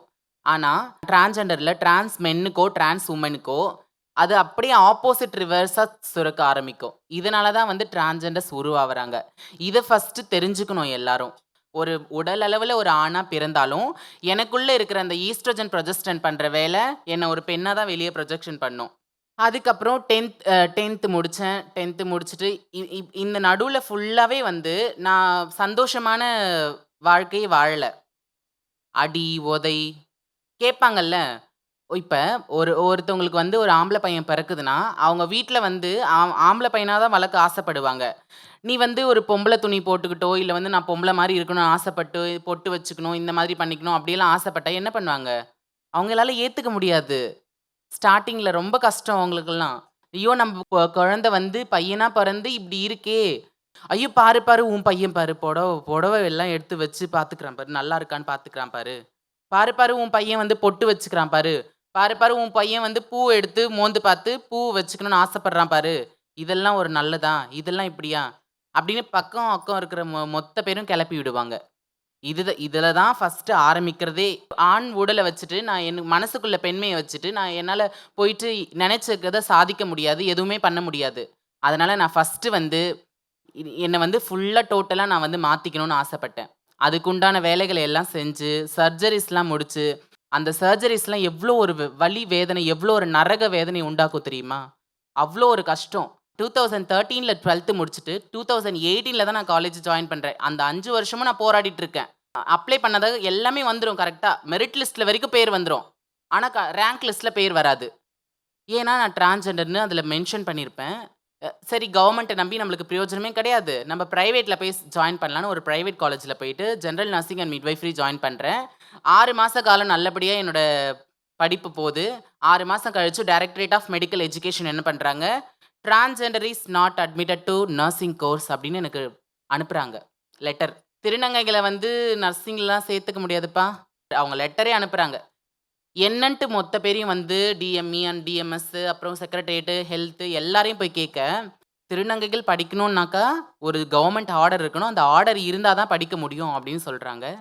அதுக்கப்புறம் கஷ்டப்பட்டு சட்ட போராட்டம். எத்தன சட்ட போராட்டம், எவ்ளோ சட்ட போராட்டம். நேரா ஹைகோர்ட் போறேன். Sanjeev sir and Reshmi ma'am advocate இவங்க 2 பேர் வந்து ரொம்ப ஹெல்ப் பண்ணாங்க எனக்கு. நீங்க கவலைப்படாதீங்க. நம்ம எப்படியாச்சும் போராடி நம்ம இந்த சீட்ட வாங்கலாம் அப்படின்னு சொல்லிட்டு கவர்மெண்ட் மேல நாங்க கேஸ் ஃபைல் பண்றோம். இந்த கேஸ் வந்து ஹைகோர்ட்ல வந்து இதுக்கு வந்து ஸ்டே குடுக்குறாங்க. இவங்களுக்கு சீட் குடுக்க சொல்லி. அந்த ஸ்டேவ எடுத்துட்டு டிஎம்இ கிட்ட போனா, ஸ்டே வச்செல்லாம் எதுவும் பண்ண முடியாதுங்க. டைரக்ஷன்னு ஒண்ணு போடணும். அப்படி இல்லன்னா கவர்மெண்ட் ஆர்டர் இஷ்யூ பண்ணணும். அப்பதான் போட முடியும். நேரா மாநில மனித உரிமைகள் ஆணையத்துக்கு போனேன். ஒரு மனுஷனுக்கு தேவையான அடிப்படை உரிமை கல்வி. அந்த அடிப்படை உரிமை கல்வி பறிக்கப்பட்டா, நான் மனுஷனா இருந்து என்ன பிரயோஜனம்? எனக்கு உண்டான உரிமையே வந்து பறி போயிடுது. அப்படின்னு சொல்லிட்டு போட்டேன். ஹானரபிள் ஜெயச்சந்திரன் சார் அவர் ஒரு நல்ல தீர்ப்பு குடுத்தாரு. என்ன வந்து government Vellore medical college and ஹாஸ்பிட்டல்ல ஜெனரல் நர்சிங் அண்ட் மிட்வைஃபரிக்கு சீட் குடுத்தாரு. படிக்கணும் அப்படின்னு சொல்லிட்டு 2018ல. இந்த 2018 அண்ட் 19 நல்லபடியா படிச்சேன். அதுக்குள்ளே கோவிட் வந்துச்சு. 2 வருஷத்துல ரொம்ப கஷ்டம். சொல்ல முடியாத அளவுக்கு கஷ்டம். ஒரு பென் ஒரு நோட்டு வாங்க கூட அந்த அளவுக்கு ரொம்ப கஷ்டம் முடியாது. கூட இருந்த சகோதரி திருநங்கைகள் சகோதரி தோழிகள் அவங்கெல்லாம் தான் எனக்கு ஹெல்ப் பண்ணி, அந்த 2 வருஷம் கழிச்சு என்னால என்ன பண்றது? 3வது வருஷம் நம்ம படிப்போமா? இல்ல நின்னுடுவோமா? என்ன நம்ம வாழ்க்கை கேள்விக்குறி இதோட நின்னுடுச்சு. அப்படின்னு சொல்லிட்டு நினைக்கிற நேரத்துல தான் மாற்றம் என்னுடைய வாழ்க்கையில ஒரு மாற்றத்தை உண்டாக்குச்சு. Sujith sir and Sindhu ma'am எனக்கு சொன்ன ஒரே வார்த்தை, நீங்க எவ்வளோ வேணா படிங்க. நீங்க பிஹெச்டி வரைக்கும் கூட படிங்க. உங்களுக்கு மாற்றம் ஹெல்ப் பண்ணும். ஸோ 3rd இயர்லேருந்து என்னை டேக் ஓவர் பண்ணி சுஜித் சார் ரொம்ப ஹெல்ப் பண்ணி இந்த ஜெனரல் நர்சிங் அண்ட் மிட்வைஃபரி முடிக்க ஹெல்ப் பண்ணாரு. நெக்ஸ்ட் வந்து போஸ்ட் பேசிக் பிஎஸ்சி பண்ணலான்னு சொல்லிட்டு கவர்மெண்ட்ல அப்ளை பண்றேன். கவர்மெண்ட்ல திரும்ப சீட் கொடுக்க மாட்டேன்னு டினை பண்றாங்க. திரும்ப ஹைகோர்ட் போனேன். திரும்ப கேஸ் ஃபைல் பண்ணேன். திரும்ப சீட் வாங்கினேன். இப்போ மெட்ராஸ் மெடிக்கல் காலேஜஸ்ல post basic BSc nursing first year படிச்சுட்டு இருக்கேன். எப்பவுமே இப்போ இந்த கதையெல்லாம் நான் எதுக்காக என்ன காரணத்துக்காக உங்களுக்கு சொல்ல வரேன்னா, டிரான்ஸ்ஜெண்டர்ஸை யாருமே அவாய்ட் பண்ணாதீங்க. யாருமே அவங்கள வந்து ஒரு ஒதுக்கி வைக்கிறது, பார்வை இந்த மாதிரி பார்க்கறது, ஒரு வேற்று இதுவா பார்க்கறது, அந்த மாதிரிலாம் பார்க்காதீங்க. நாங்களும் உங்கள மாதிரி நார்மல் எல்லார மாதிரியும் ஒரு மனுஷங்க தான். எங்களுக்கும் உணர்ச்சிகள், உணர்வுகள், எல்லா ஆசை, பாசம் எல்லாமே உண்டு. எங்களுக்கும் இந்த உலகத்தில் வாழக்கூடிய தகுதிகள் அனைத்தும் இருக்கு. அண்ட் கவர்மெண்ட் கிட்ட ஒரு ரிக்வெஸ்ட்ன்னு நான் வைக்கிற மாதிரி இருந்தால் என்ன வைப்பேன்னா, ஆண் பெண்ணுக்குன்னு இருக்கிற மாதிரி ஒரு திருநங்கைக்குன்னு ஒரு ரிசர்வேஷன், எஜுகேஷன் அண்ட் எம்ப்ளாய்மெண்ட்டில் ரிசர்வேஷன் இருந்தால் நாங்கள் ஏங்க இந்த மாதிரிலாம் பண்ண போகிறோம்? நீங்கள் யாராவது ஆசைப்பட்டு பிச்சை கேட்பாங்களா சொல்லுங்கள்? யாராவது ஆசைப்பட்டு செக்ஸ் ஒர்க் போவாங்களா சொல்லுங்கள்? அதை யாருமே ஏன் யோசிக்க மாட்டேன்றாங்க? நர்ஸ் ஆகிட்டு என்ன கிடைச்சது தெரியுமா? கடைசியில் ஒரு ஒரு ஒரு பேஷண்ட்டை ரொம்ப கேர் எடுத்து பார்த்துட்டா கடைசியில் அந்த பேஷண்ட் ஒரு ஆயாவோ தாத்தாவோ யாரோ இந்த கையை இப்படி பிடிச்சி ரொம்ப நன்றிம்மா நல்லா இருப்பீங்க நீங்கள் ரொம்ப நன்றி ரொம்ப தேங்க்யூ. இதில் கிடைக்கிற சந்தோஷம் வேறு எதில் கிடைக்க போகுது? இந்த வாய்ப்பளித்த அனைத்து நல்ல உள்ளங்களுக்கும் மதிப்பிற்குரியவங்களுக்கும் மரியாதைக்குரியவங்களுக்கும் என்னுடைய மிகப்பெரிய நன்றி. Thank you so much. கல்விக்கு ஏதுங்க gender? Talent has no gender, education has no gender. அது ஆண் பெண் பார்த்து படிக்கணும்னு அவசியம் கிடையாது. அதனால தான் என் தமிழ் செல்விக்கு சொன்னோம், நீ என்ன வேணாலும் படி, நீ பிஹெச்டி படிக்கணுமா படி. ஏன்னா நீ படித்தனா you will inspire thousands and thousands of transgenders. அந்த சைட் பெக்கிங் தொழிலுக்கு போகணும்னு அவசியம் இல்லை, செக்ஸ் ஒர்க்குக்கு போகணும்னு அவசியம் இல்லை, படிக்கணும். இன்றைக்கி அவங்களுக்கு இன்னொரு ரெஸ்பான்சிபிலிட்டி கொடுத்துருக்கோம் எங்கள் ஃபவுண்டேஷனில். எங்கள் ஃபவுண்டேஷனில் இப்போ யார் டிரான்ஸ்ஜெண்டர் அப்ளை பண்ணாலும் தமிழ் செல்வி தான் கவுன்சிலிங் பண்ணுறாங்க. 6 வருஷத்துக்கு சட்ட போராட்டம் அவங்களுக்காக கிடையாது. இன்றைக்கி அந்த ஜியோ என்ன பாஸ் ஆகிருக்குன்னா, ஒவ்வொரு காலேஜ்லேயும் ஒரு சீட் டிரான்ஸ்ஜெண்டருக்கு ஒதுக்க வேணும் அப்படின்னு ஜியோ பாஸ் பண்ணியிருக்காங்க. என்னோட ரைட் சைடில் இருக்கிறது ஷரத், ஒரு கட்டிட தொழிலாளியின் மகன். எவ்வளோ பெரிய கனவு இருந்துச்சுன்னா அவனுடைய கனவை நோக்கி ஓடினா அந்த பயணம் அவனுக்கு கிடைத்த கல்வியை இன்னைக்கு என்ன பண்ணிக்கிட்டு இருக்காருன்றதை பற்றி தான் ஷரத் பேச போகிறாரு. Very very inspiring personality. உங்களுடைய ஸ்டோரியை ஷேர் பண்ணுறது. எல்லாருக்கும் வணக்கம். பெரிய பெரிய ஜாம்பவான்கள் ஏறி இந்த மேடையில் எனக்கு வாய்ப்பு அளித்த கல்யாணமாலை மோகன் சார் அவர்களுக்கும் மீரா நாகராஜன் மேம் அவங்களுக்கும் பெரிய நன்றி. நான் சென்னையில் சேட்பட்டில் ஒரு லோவர் மிடில் கிளாஸ் ஃபேமிலியிலேருந்து வரேன். எங்கள் அப்பா கன்ஸ்ட்ரக்ஷன் லேபராக இருக்கார், கூலி தொழிலாளி. அம்மா வீட்டு வேலை பார்க்குறாங்க. அம்மா டெய்லி 10 கிலோமீட்டர் நடந்து போகிறாங்களே, ஆட்டோக்கு காசு இல்லாமல் 10 கிலோமீட்டர் நடந்து போகிறாங்க. எல்லா பண்டிகைக்கும் எனக்கு புது துணி வாங்கி தராங்க. ஒரு பண்டிகை கூட அவங்க புது துணி போட்டு நான் பார்த்ததே இல்லை. ஸோ இதெல்லாம் கொஞ்சம் கொஞ்சமாக புரிய வந்த பிறகு தான் நான் என்ன பண்ணேன்னா பார்ட் டைம் ஜாப் போக ஆரம்பித்தேன். 9ஆம் கிளாஸ் லீவில் 10ஆம் கிளாஸ் இந்த மாதிரி லீவு கிடைக்கும் இல்லையா, அந்த லீவில் எக்மூரில் ஒரு ஹோட்டலில் ரூம் பாயாக வேலைக்கு போக ஆரம்பித்தேன். ரூம் பாய்னா இந்த ஹோட்டல் லாட்ஜில் வர கஸ்டமருக்கு லக்கேஜ் தூக்கி வச்சு விடணும், ஏதாச்சும் கேட்டாங்கன்னா வாங்கி கொடுக்கணும். அதில் குறிப்பாக ஒரு வேலை எனக்கு ரொம்ப பிடிக்கும், இந்த லிஃப்ட் தாத்தாவை சாப்பிட மாற்றி விட்ற வேலை விரும்பி செஞ்சேன். எப்படியோ என்னால் முடிஞ்ச அளவுக்கு சப்போர்ட் பண்ணி போயிட்டே இருந்துச்சு ஒரு சைடு. இன்னொரு சைடு என்னோடய படிப்பு. சின்ன வயசுலேருந்து ரொம்ப ஆர்வமாக படிப்பேங்க. என்னோடய ஏரியாவில் இருக்க ஃப்ரெண்ட்ஸ் எல்லாருக்குமே நான் டியூஷன் சொல்லி கொடுப்பேன். அண்ட் இப்படி போயிட்டு இருக்கும்போது 10th எக்ஸாம் முடிஞ்சு இந்த ரிசல்ட்டு அப்போது இந்த லிஃப்ட் தாத்தாவை மாற்றி நான் லிஃப்ட்டில் உட்காந்துட்டு இருக்கேன். எனக்கு வந்து ஒரு நியூஸ் வருது. என்ன அப்படின்னா, நீ தான்ப்பா ஸ்கூல் ஃபஸ்ட்டு அப்படின்னு ஒரு நியூஸ் வருது. எனக்கு ரொம்ப சந்தோஷம். ஏன் அப்படின்னா, ஸ்கூல் ஃபஸ்ட் எடுத்ததுக்கு இல்லை, ஸ்கூல் ஃபஸ்ட் எடுத்தால் அந்த ஸ்கூலே வந்து 11th 12th படிக்க வச்சிரும். ஸோ ஃபீஸு இல்லை. ஸோ அதுதான் அந்த சந்தோஷம். ஸோ 11th 12th படித்து முடிச்சிட்டேன்னா 12th ரிசல்ட் அன்னைக்கு ஒரு பணக்கார வீட்டு அப்பா அம்மாவோட பையன் ஆவரேஜுக்கு அபோவாக மார்க் எடுத்தாலே அந்த அப்பா அம்மா ரொம்ப சந்தோஷப்படுவாங்க, ட்ரீட்டு கொடுப்பாங்க, அந்த பையனுக்கு பைக் வாங்கி கொடுப்பாங்க, மொபைல் ஃபோன் கொடுப்பாங்க, ரொம்ப சந்தோஷமாக இருப்பாங்க.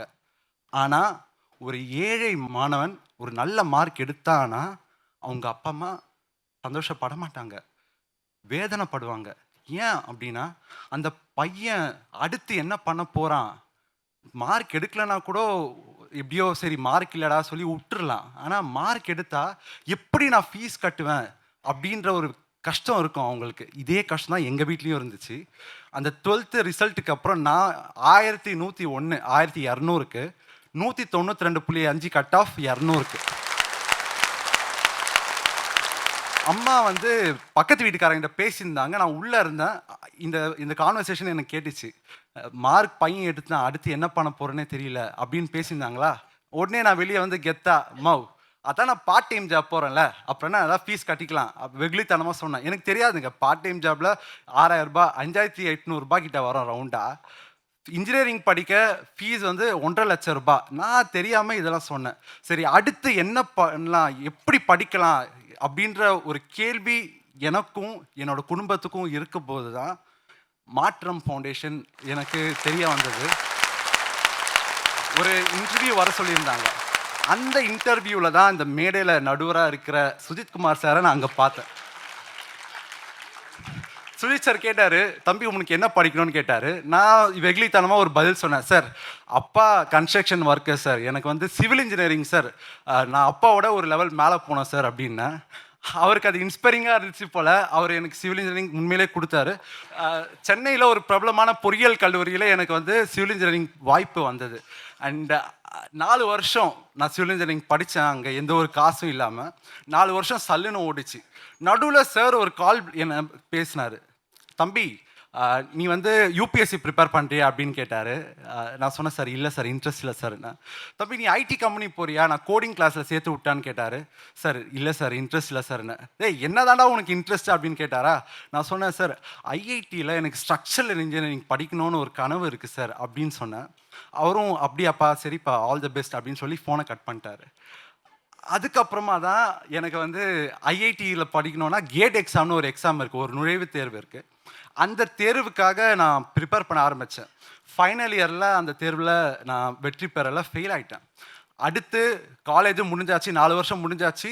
ஃபேமிலியை கண்டிப்பாக சப்போர்ட் பண்ணியே ஆகணும். சரி என்னடா வேலை செஞ்சு சப்போர்ட் பண்ணலாம் அப்படின்னு பார்க்கும்போது தான் எனக்கு வந்த வேலை பவுன்சர். இந்த பார்த்துருப்பீங்க ஒரு பப்பில் பார்லலாம் கருப்பு கலர் டிஷர்ட் போட்டு கெத்தாக டைட்டாக நிற்பாங்களே, அந்த ஜாப் தான் எனக்கு கிடச்சது. பவுன்சர்னோடனே பார்க்க ஆள் ஹல்க்கு மாதிரி பல்காக இருக்கானே பக்காவாக இருக்கும்னு நினச்சிடாதீங்க. நான் பார்க்க இப்படி இருந்தாலும் ரொம்ப சாஃப்ட்டுங்க. சண்டைன்னு யாராச்சும் இந்த சைடு வந்தாங்கன்னா சமாதானம் அந்த சைடு ஓடுற கேரக்டரு. சிம்பிளாக சொல்லணும்னா டம்மி பீஸ். உங்களுக்கு எக்ஸாக்டாக சொல்லணும்னா இந்த கும்கி படம் பார்த்துருந்தீங்க அப்படின்னா, இந்த கும்கி படத்தில் ஒரு காட்டு யானையை துரத்துறதுக்காக ஒரு கும்கி யானைகிட்ட போவாங்க. அந்த நேரம் பார்த்தா அந்த கும்கி யானை இருக்காது, அதுக்கு பதிலாக ஒரு கோவில் யானையை அனுப்பி வைப்பாங்க. கரெக்டா? இதே போல தான் என்னோட பவுன்சர் வாழ்க்கையும் இருந்தது. ஒவ்வொரு முறையும் ஏதாச்சும் ஒரு பிரச்சனைன்னு வரும்போது நானும் அந்த இடத்துல ஒரு கோவில் யானை மாதிரி போவேன். என்னோட இன்சார்ஜ் சொல்லுவார், தம்பி சிரிச்சிராதரா முறடா முறைன்னுவார். அது எப்படி தெரியுமா இருக்கும், பார்கே பார்கே பார்கே சரத், அதே ஃபீலிங்காக தான் இருக்கும். ஸோ இப்படி தான் என்னோடய பவுன்சர் வாழ்க்கை போயிட்டு இருந்தது. இன்னொன்று விஷயம், இந்த பவுன்சருங்களாம் காதில் ஒரு ப்ளூடூத் போட்டிருப்பாங்க, பார்த்துருக்கீங்களா? கமெண்ட்ஸ் வரும், கெஸ்ட் இன் ஓவர் இந்த மாதிரி கமெண்ட்ஸ்லாம் வரும். என்னோடய ப்ளூடூத்தில் அதெல்லாம் வரவே வராது. என்ன வரும் அப்படின்னா என்னோடய லெக்சர்ஸ் தான் ஓடிட்டு இருக்கும். ஸோ இப்படி தான் ப்ரிப்ரேஷன் போயிட்டு இருந்தது. ஒரு நாள் இந்த பவுன்சராக வேலை பார்க்கும்போது பப்பில் நைட்டு ஒரு கதவு திறந்தா உள்ளேருந்து வர மூஞ்சி தெரிஞ்ச மூஞ்சி. யாருன்னா என் ஃப்ரெண்டு கேட்குறான், சரத் நீ என்னடா இங்கே பண்ணிட்டுருக்கேன்னு கேட்டான். அந்த டைமில் தான் எனக்கு வந்து எனக்குள்ளேயே ஒரு சந்தேகம் வந்தது. நம்ம போகிற பாதை சரியான பாதை தானா அப்படின்ற ஒரு சந்தேகம் வந்தது. அப்போ தான் மாற்றம் ஃபவுண்டேஷனில் என்னோடய மென்டர் இங்கே உட்காந்துட்டு இருக்க புனிதாக்கா கிட்ட ஒரு நாள் பேசினேன். அவங்க சொன்னாங்க, டேய் நீ கோலை நோக்கி ஓடுற, வாழ்க்கைக்கு திருடுறது தவிர வேறு எந்த வேலையும் தப்பில்லை, நீ பாட்டுன்னு கோலை நோக்கி ஓடிட்டே இருன்னு சொன்னாங்க. நானும் ட்ரை பண்ணேன். 6 மாதம் ப்ரிப்பரேஷன் நல்லா போயிடுச்சு. பிப்ரவரி 2019 அந்த எக்ஸாம் எழுதினேன். மே மாதம் எனக்கு ஒரு கால் வந்தது. அந்த கால் தான் MS admission at IIT Madras. என்னோட வாழ்க்கையில் எல்லா இருளும் போய் ஒரு வெளிச்சம் நிலவர நிலை நான் நினைக்கும் போது தான் திடீர்னு ஒரு குண்டு விழுந்தது. 6 மாதம் கழிச்சு நான் சேர்ந்து 6 மாதம் கழிச்சு எனக்கு ஒரு மெயில் வந்தது, கேட்டகரி சர்டிஃபிகேட் நீங்கள் சப்மிட் பண்ணோம் அப்படின்னு சொல்லிட்டு. கேட்டகரி சர்டிஃபிகேட் தான் ஈஸியாக சப்மிட் பண்ணிடலான்னு தான் நான் பார்த்தேன். ஆனால் எங்கள் அப்பா அம்மா வந்து பக்கத்து ஸ்டேட்லேருந்து இங்கே 35 வருஷமாக மைக்ரண்ட்ஸாக இருக்காங்க. எவ்வளோ போராடியும் என்னால் அந்த கேட்டகரி சர்டிஃபிகேட் சப்மிட்டே பண்ண முடியல. எந்த அட்மிஷன் எனக்கு கிடைச்சதோ அது ஒரே இமெயிலில் வித்ட்ரா ஆயிடுச்சு. மறுபடியும் இந்த IIT student, IIT Sharath, bouncer Sharath தான் மாறினான். என்னோட கனவு, ஹார்ட்வேர், நான் போட்ட ஹார்ட்வேர், நான் ஸ்பெண்ட் பண்ண டைம் எல்லாமே சுக்குநூறாக உழைக்கப்பட்டது. அந்த டைமில் நான் சார்கிட்ட போய் பேசினேன், இந்த நடந்த விஷயம்லாம் சொன்னேன். சார் சொன்னார், சரி தம்பி நீ ஏன் இன்னொருக்கா ட்ரை பண்ணக்கூடாது அப்படின்னு சொன்னார். அப்போ தான் எனக்கு தோணுச்சு, ஆமாம் கரெக்ட் தானே, எப்படியோ கேட் எக்ஸாம் இன்னொரு வருஷம் வரப்போகுது, ஏன் இன்னொருக்கா ட்ரை பண்ணக்கூடாது. இன்னொருக்கா 2021 மறுபடியும் ப்ரிப்பேர் பண்ண ஆரம்பித்தேன். அதே பயணம், அதே ஜர்னி. 2021 பிப்ரவரியில் அந்த எக்ஸாம் எழுதினேன். 2021 மேல மறுபடியும் அப்ளை பண்ணேன். இந்த முறை எந்த கேட்டகரியும் இல்லை, ஜென்ரல் கேட்டகரியில். ஆனால் இந்த முறை எனக்கு கிடைச்சது direct PhD at IIT Madras. நம்ம படித்தோம் வந்துட்டோம், சரி அடுத்து எப்படி திருப்பி கொடுக்கலாம் அப்படின்னு பார்க்கும்போது ஒரு ஐடியா வந்துச்சு சார் கூட டிஸ்கஸ் பண்ணும்போது. என்ன அப்படின்னா, கோவிட் டைமில் அஃபெக்ட் ஆகப்பட்டது எதுனா எஜுகேஷன் இண்டஸ்ட்ரி. அதுவும் குறிப்பாக அந்த கோவிட் டைமில் இந்த கவர்மெண்ட் ஸ்கூல் பசங்க ரொம்ப சஃபர் ஆனாங்க, எஜுகேஷனே இல்லை. ஸோ நாங்கள் என்ன ஐடியா பண்ணோன்னா, மாற்றம்ல இருக்கிற பசங்க நாங்கள் எல்லாருமே நல்லா படிக்கிற பசங்க, நல்லா டியூஷன் சொல்லித்தர பசங்க. சரி, இவங்கள கனெக்ட் பண்ணி அவங்களையும் சேர்த்து ஒரு ப்ராஜெக்ட் ஸ்டார்ட் பண்ணலாம் அப்படின்னு சொன்னதான் இந்த கற்போம் கற்பிப்போம்னு ஒரு ப்ராஜெக்ட். சிம்பிளாக சொல்லணும் அப்படின்னா, இது வந்து ஒரு ஆன்லைன் ஸ்கூல் மாதிரிங்க. ஒரு ஆன்லைன் டியூஷன் எல்லா சப்ஜெக்ட்க்கும், ஃபிசிக்ஸு, கெமிஸ்ட்ரி, மேத்ஸு, காமர்ஸ், அக்கௌண்ட்ஸுன்னு எல்லா சப்ஜெக்ட்க்கும் ஒரு டியூஷன் எங்களோட ஸ்டூடெண்ட்ஸே வந்து ப்ரொவைட் பண்ணாங்க. ஸோ இதுதான் ஆக்சுவலாக இது ஸ்டார்ட் பண்ணது டியூஷன் ப்ரொவைட் பண்ண நோக்கத்தில் நாங்கள் ஸ்டார்ட் பண்ணோம். ஆனால் போக போக இது என்ன நடந்துச்சு, எங்களே எப்படி மாற்றிச்சுன்னா, நாங்கள் ஒன்று அப்சர்வ் பண்ணோம். இந்த படிக்கிற பையன் 12வது படிக்கிற பையன் ஒரு 12th அப்புறம் நான் என்ன பண்ண போகிறேன் அப்படின்ற ஒரு கேள்விக்கு பதில் இல்லைன்னா அவன் விட்டுறான். இதுவே நம்ம வந்து, தம்பி நீ தைரியமாக படி, நீ நல்லா மார்க் எடுத்தனா உனக்கு வந்து மாற்றுற மாதிரி நிறைய அறக்கட்டளை, நிறைய பேர் ஹெல்ப் பண்ணுவாங்க, உன் லைஃப்பும் எங்கள் லைஃப் மாதிரி மாறும் அப்படின்னு ஒரு ஹோப் கொடுத்தோம் அப்படின்னா, அந்த பையன் அதை பிடிச்சிக்கிட்டு நிறைய மார்க் 60% எடுத்தவன் 80 எடுக்கிறான், 70 எடுத்தவன் 90 எடுக்கிறான். ஸோ இந்த மாதிரி மாற்றத்தை நாங்கள் நேரில் பார்த்தோம். கடந்த ஒரு 3 வருஷமாக கிட்டத்தட்ட ஒரு பல நூற்றுக்கு மேலே மாணவர்கள் இந்த கற்போம் கற்பிப்போம் ப்ராஜெக்ட் மூலமாக தமிழ்நாடு பூரா பயனடைந்து வராங்க. அண்ட் கவர்மெண்ட் ஸ்கூல் டீச்சர்ஸ் இதுக்காக ரொம்ப சப்போர்ட் பண்ணியிருக்காங்க. ஸ்டூடெண்ட்ஸை கண்டுபிடிக்கிறதும் சரி, எங்கள் டியூட்டர்ஸ்க்கு ட்ரைனிங் கொடுக்கறது, இந்த மாதிரி நிறைய சப்போர்ட் இந்த கவர்மெண்ட் டீச்சர்ஸும் பண்ணியிருக்காங்க. நாங்கள் போக வேண்டிய பாதை ரொம்ப தூரம், இன்னும் ஸ்டார்டிங்கில் தான் இருக்கோம், இன்னும் தொடர்ந்து செய்வோம். உங்களுக்கு இதை பார்க்குற மாணவர்கள் குறிப்பாக, உங்களுக்கு ஏதாச்சும் கோல் இருந்துச்சுன்னா, இன்றைக்கி உங்கள் குடும்பம் வறுமையில் இருக்கலாம், பட் நாளைக்கு உங்கள் குடும்பத்தை மாற்றணும் அப்படின்னா நீங்கள் ஒரு கோல் வச்சுக்கோங்க, அந்த கோல் அச்சீவ் பண்ணுங்கள். யார் என்ன சொன்னாலும் முடியாது அப்படின்னு சொன்னால் தயவுசெய்து நம்பாதீங்க, உங்களாலையும் முடியும். ஒரு கூலி தொழிலாளி மகன் என்னால் ஐஐடியில் போய் சேர முடியுதுன்னா நிச்சயமாக உங்களாலையும் முடியும். ஸோ வாய்ப்பு அளித்ததுக்கு நன்றி கூறி விடைபெறுகிறேன். தேங்க்யூ. தேங்க்யூ சரத். இது ஒரு நல்ல பிளாட்ஃபார்ம். அண்ட் சரத்தோட ஸ்டோரி வந்து நிறைய ஸ்டூடெண்ட்ஸை இன்ஸ்பயர் பண்ணும் அப்படின்ற நம்பிக்கை எங்களுக்கு இருக்குது. ரைட், சரத்தை பற்றி ஒரே விஷயம், 2021 அவன் 2வது முறை ஐஐடிக்கு ப்ரிப்பேர் பண்ணும்போது, அப்போ தான் சரத் வந்து கொஞ்சம் கான்ஃபிடென்ஸ் லோவாக இருந்த டைம். நான் சொன்னேன், நீ படிக்கணும், உனக்கு இன்டர்நெட் வசதி வேணும்னா மாற்றம் ஆஃபீஸில் இருக்குடா, நீ வந்துடு அப்படின்னா, சேட்பட்லேருந்து நீலாங்கரைக்கு டெய்லி சைக்கிளில் வருவார், ஓட்டிகிட்டு வருவோம்.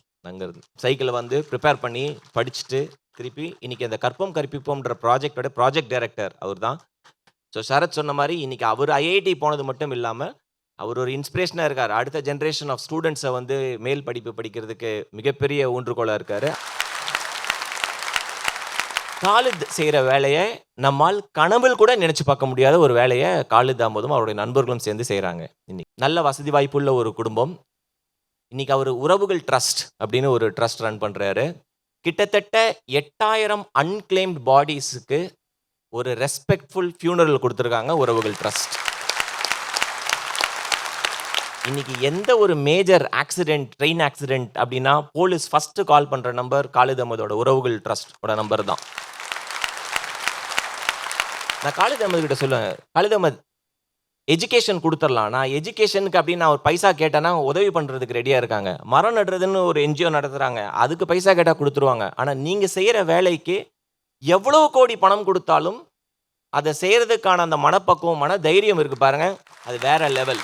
ரைட், காலித் அஹமத் உறவுகள் ட்ரஸ்ட்லேருந்து பேச அளிக்கிறோம். ஓடிவி காலித். தினந்தோறும் மார்ச்சரி சுடுகாடுன்னு போயிட்டு இருந்த எங்களுக்கு இவ்வளோ பெரிய மேடையை வழங்கிய கல்யாண மாலை குழுவினருக்கும், மோகன் சார் அவர்களுக்கும், மீரா மேடம் அவர்களுக்கும் மிகப்பெரிய நன்றிகளை தெரிவித்துக் கொள்கிறேன். என்ன ஒரு விஷயம் அப்படின்னா, எங்கள் ஊரை பொறுத்த வரைக்கும் எனக்கு பட்டுக்கோட்டை பக்கம் அதிராம்பட்டினம் அப்படிங்கிற ஒரு ஊர். எங்கள் ஊரை பொறுத்த வரைக்கும் படித்து முடித்தோடனே வெளிநாடு போயிடணும். அவன் என்ன வேலை பார்க்குறான்லாம் தெரியாது, ஆனால் பொண்ணு கொடுத்துருவாங்க. எனக்கும் அதான் ஆசை. என் வீட்டில் எல்லாம் அமெரிக்காவில் இருக்காங்க, துபாயில் இருக்காங்க, நம்மளும் போகணும், சம்பாதிக்கணும், வாழணும், கெத்தாக இருக்கணும் அப்படின்னு தான் ஆசை. சென்னைக்கு வந்துட்டோம், டிப்ளமோவில் போய் சேர்ந்தோம். கஷ்டப்பட்டு படித்து முடித்தோம். அங்கே ஒரு 14 அரியர் கஷ்டப்பட்டு கிளியர் பண்ணோம். இன்ஜினியரிங் போனோம், 28 அரியர் அங்கேயும் கஷ்டப்பட்டு கிளியர் பண்ணோம். இப்படியே தான் வாழ்க்கை போயிட்டு இருந்துச்சு. ரோட்டில் நம்ம நிறைய பேரை பார்ப்போம். ஏதோ ஒரு இடத்துல யாரோ ஒரு மனிதர்கள் ஒருவேளை உணவுக்காக நம்மள்ட்ட கையேந்துவாங்க. உணவு வாங்கி கொடுக்க ஆள் இருக்கும், உடை வாங்கி கொடுக்க ஆள் இருக்கும், அவங்கள க்ளீன் பண்ணி வீடியோ போடுறதுக்கு நம்ம எல்லாருக்குமே மனசு இருக்கும். ஆனால் அவங்க கூட உட்காந்து பேசுகிறதுக்கான நேரம் நம்மளுக்கு கிடையாது. ஏன் தெரியுமா? நம்மளை எதிரில் இருந்து பார்த்துட்டு போகிறாங்க தெரியுமா, அவங்க நம்மளை பார்த்து என்ன நினைப்பாங்க அப்படிங்கிற ஒரு எண்ணம் இருக்கும். மனிதனுக்கு தேவையான ஒரு விஷயம் என்ன தெரியுமா? ஆறுதலான வார்த்தைகள், மாறுதலான ஒரு வாழ்க்கை. இதை தான் உருவாக்கி கொடுக்கணும். ஆவடி பக்கத்தில் ஒரு தாத்தா பஸ் ஸ்டாண்டில் படுத்து கிடக்காரு. அவருக்கு உணவு கொடுக்க போகிறோம்.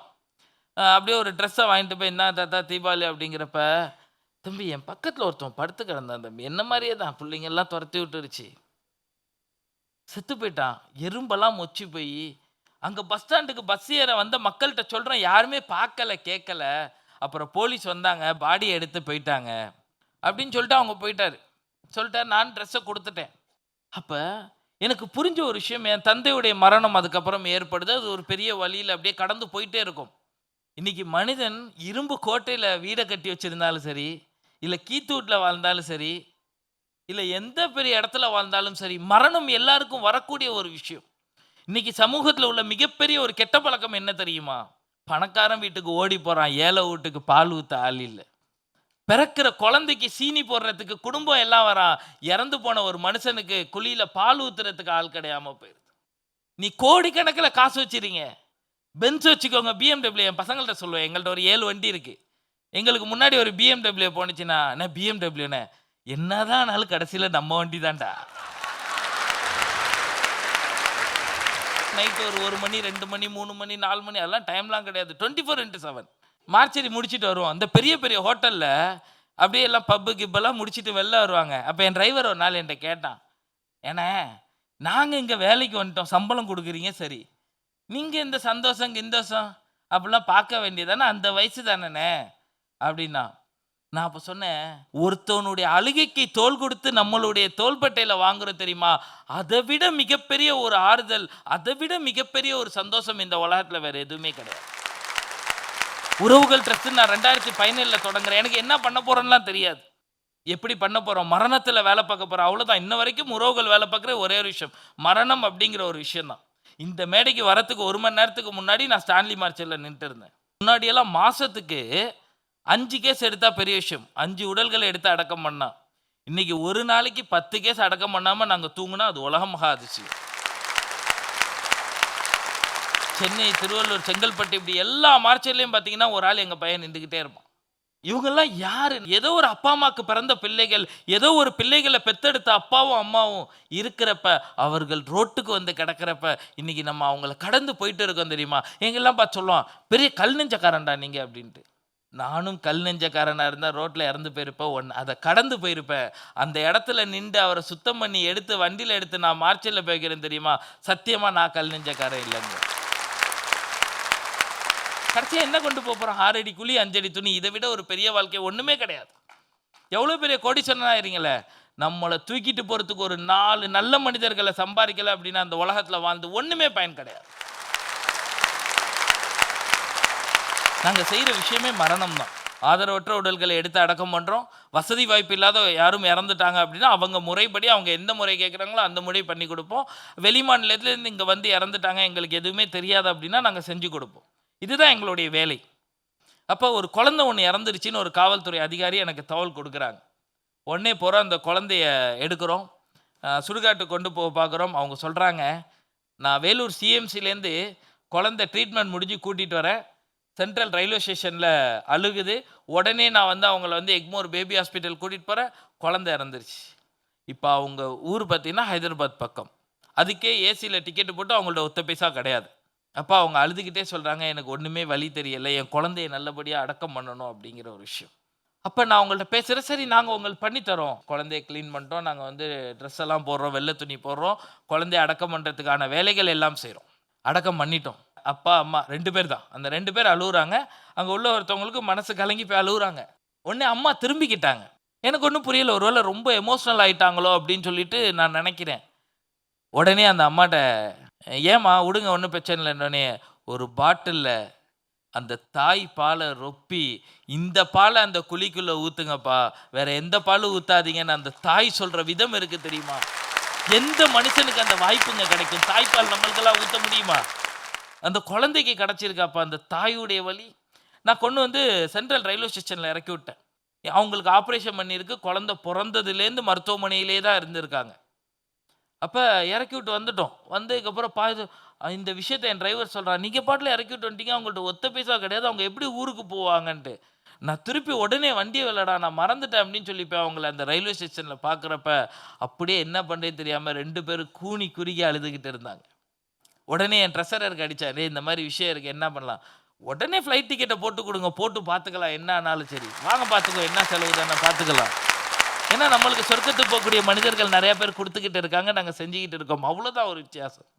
அப்போ உடனே நாங்க அவங்கள ஏத்தி அனுப்பிட்டோம். ஒரு நாள் ட்ரெஸ்ல காசே கிடையாது. நான் சுஜித் அண்ணா கூட தெரியும். நான் ஒரு போஸ்ட் எழுதிட்டேன். இதுக்கு மேல என்னால முடியல. 22 வயசுல ஆரம்பிச்சது. இன்னைக்கு 6 வருஷம் கடந்து போயிட்டு இருக்கோம். 28 வயசாயிருச்சு. எனக்கும் ஒரு வாழ்க்கை இருக்கு. என்னால முடியல அப்படின்னு சொல்லிட்டு நான் எழுதிட்டேன். ட்ரஸ்ட்ட க்ளோஸ் பண்ணலாங்கிற ஒரு விஷயத்துல. அப்படி சொல்லி ஒரு 1 மணி நேரத்திலேயே ஒரு அழைப்பு வருது. "சார் எங்க அப்பா இறந்துட்டார் சார். ஜிஹெச்ல இருக்கேன் சார். என்ட்ட ஒத்த பைசா கிடையாது சார். உங்க நம்பர் எங்க யாரோ ஒருத்தவங்க குடுத்தாங்க சார். தயவு செஞ்சு எங்க அப்பாவ வந்து அடக்கம் பண்ணி குடுங்க சார்" அப்படின்னாங்க. உடனே என் டிரைவர்ட்ட சொன்னேன், "என்ன ஆனாலும் பரவாயில்ல. நீ போய் என்னான்னு பாரு. நம்ம அதுக்கப்புறம் பார்த்துக்குவோம். காசு இருக்கோ இல்லையா? நம்மளுக்கு அது பிரச்சனை கிடையாது. நம்ம சுடுகாடு நம்ம மார்ச்சரி. நம்ம எதுக்கு கவலைப்படணும்?" இன்னைக்கு நான் பெருமையா சொல்லுவேன். எங்க டீம்ல 500 வாலண்டியர்ஸ் இருக்காங்க. 250 பெண்கள் இருக்காங்க. 250 ஆண்கள் இருக்காங்க. எல்லாரும் ஒன்றிணைந்து பயணிச்சிட்டு இருக்கோம். ஒரு அம்மா ஃபோன் அடிக்குது. "என் புள்ள இறந்துருச்சு தம்பி. ஊர் வரைக்கும் கொண்டு போணும். உங்க வண்டி தான் பெட்ரோல் போட்டா வரும்னு சொன்னாங்க யாரோ" அப்படின்னாங்க. நான் உடனே டிரைவர்ட்ட சொல்லிட்டேன், "எப்பா ஏதோ கேஸுப்பா, நீ போய் என்னன்னு பேசி பாரு ஃபர்ஸ்ட் அவங்க எப்படி இருக்காங்கன்ட்டு." என்னன்னு பார்த்தோம், நான் ஃபோன் நம்பரை கொடுத்துட்டு நான் படுத்துட்டேன். அடுத்த நாள் காலைல டிரைவர் வராரு. "என்னங்க ஆச்சு? இறக்கி விட்டீங்களா? என்ன ஆச்சு?" அப்படின்னு. "அண்ணே அவங்க 3000 ரூபா கொடுத்தாங்கண்ணே. நானும் வாங்கி பெட்ரோலை போட்டேண்ணே. அவங்க வீட்டுக்கு போனேண்ணே. ஒரு ஆளு உள்ளக்க போறதுக்கு கூட அவங்க வீட்ல அந்த அளவுக்கு வசதி கிடையாதுண்ணே. அப்ப நான் உடனே எனக்கு மனசு கேட்கல. உங்களுக்கு அடிச்சா நீங்க ஏதாவது சொல்லுவீங்கன்னு எனக்கு ஒரு பயம்." புதுசா வந்த டிரைவரு. பயம். அதனால என்ட்ட காசு இருந்துச்சு. நான் அந்த 3000 ரூபா ரிட்டர்ன் பண்ணிட்டேன். ரிட்டர்ன் பண்ணிட்டு நான் இங்க வந்துட்டேன். வேணா என் சம்பளத்துல நீங்க புடிச்சுக்கோங்க. எனக்கு அந்த காசு வேணாம். நான் அந்த அம்மாட்ட வாங்கினா பெட்ரோல் கூட நம்ம வண்டியெல்லாம் ஓடாதுண்ணே. தூக்கி வைக்க ஆள் இல்லாம அந்த அம்மா தனியா தூக்கி வச்சுச்சுண்ணே. அப்ப நான் உணர்ந்த விஷயம், நான் எப்படி இருக்கேன்னு இங்க முக்கியம் இல்ல. என்னை சுத்தி இருக்கிறவர்களும் எனக்கான மனநிலையில வந்துட்டாங்கங்கிற சந்தோஷம் வேற ஒண்ணு. இந்த உலகம் எங்களுக்கு கொடுத்த பேர் என்ன தெரியுமா?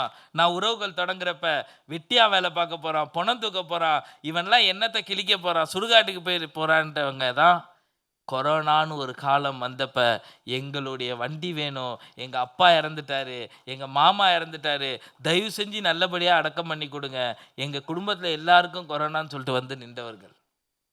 இந்த சமூகம் எதை வெறுக்குதோ, இந்த சமூகம் எதை செய்யக்கூடாதுன்னு சொல்லுதோ, இந்த சமூகம் எதை தீட்டுன்னு சொல்லுதோ, அதை முழு மனசோட எடுத்துட்டு போனனால தான் இன்னைக்கு ஐடியில் உள்ளவங்களும், இன்னைக்கு ஒரு டாக்டரும், ஒரு அஃபீஷியலும், இல்லை பெரிய பெரிய பொறுப்பில் உள்ளவங்களும், பிஸ்னஸ் மேனு எல்லாரையும் எங்களுடைய வட்டத்துக்குள்ளே கொண்டு வந்தோம்.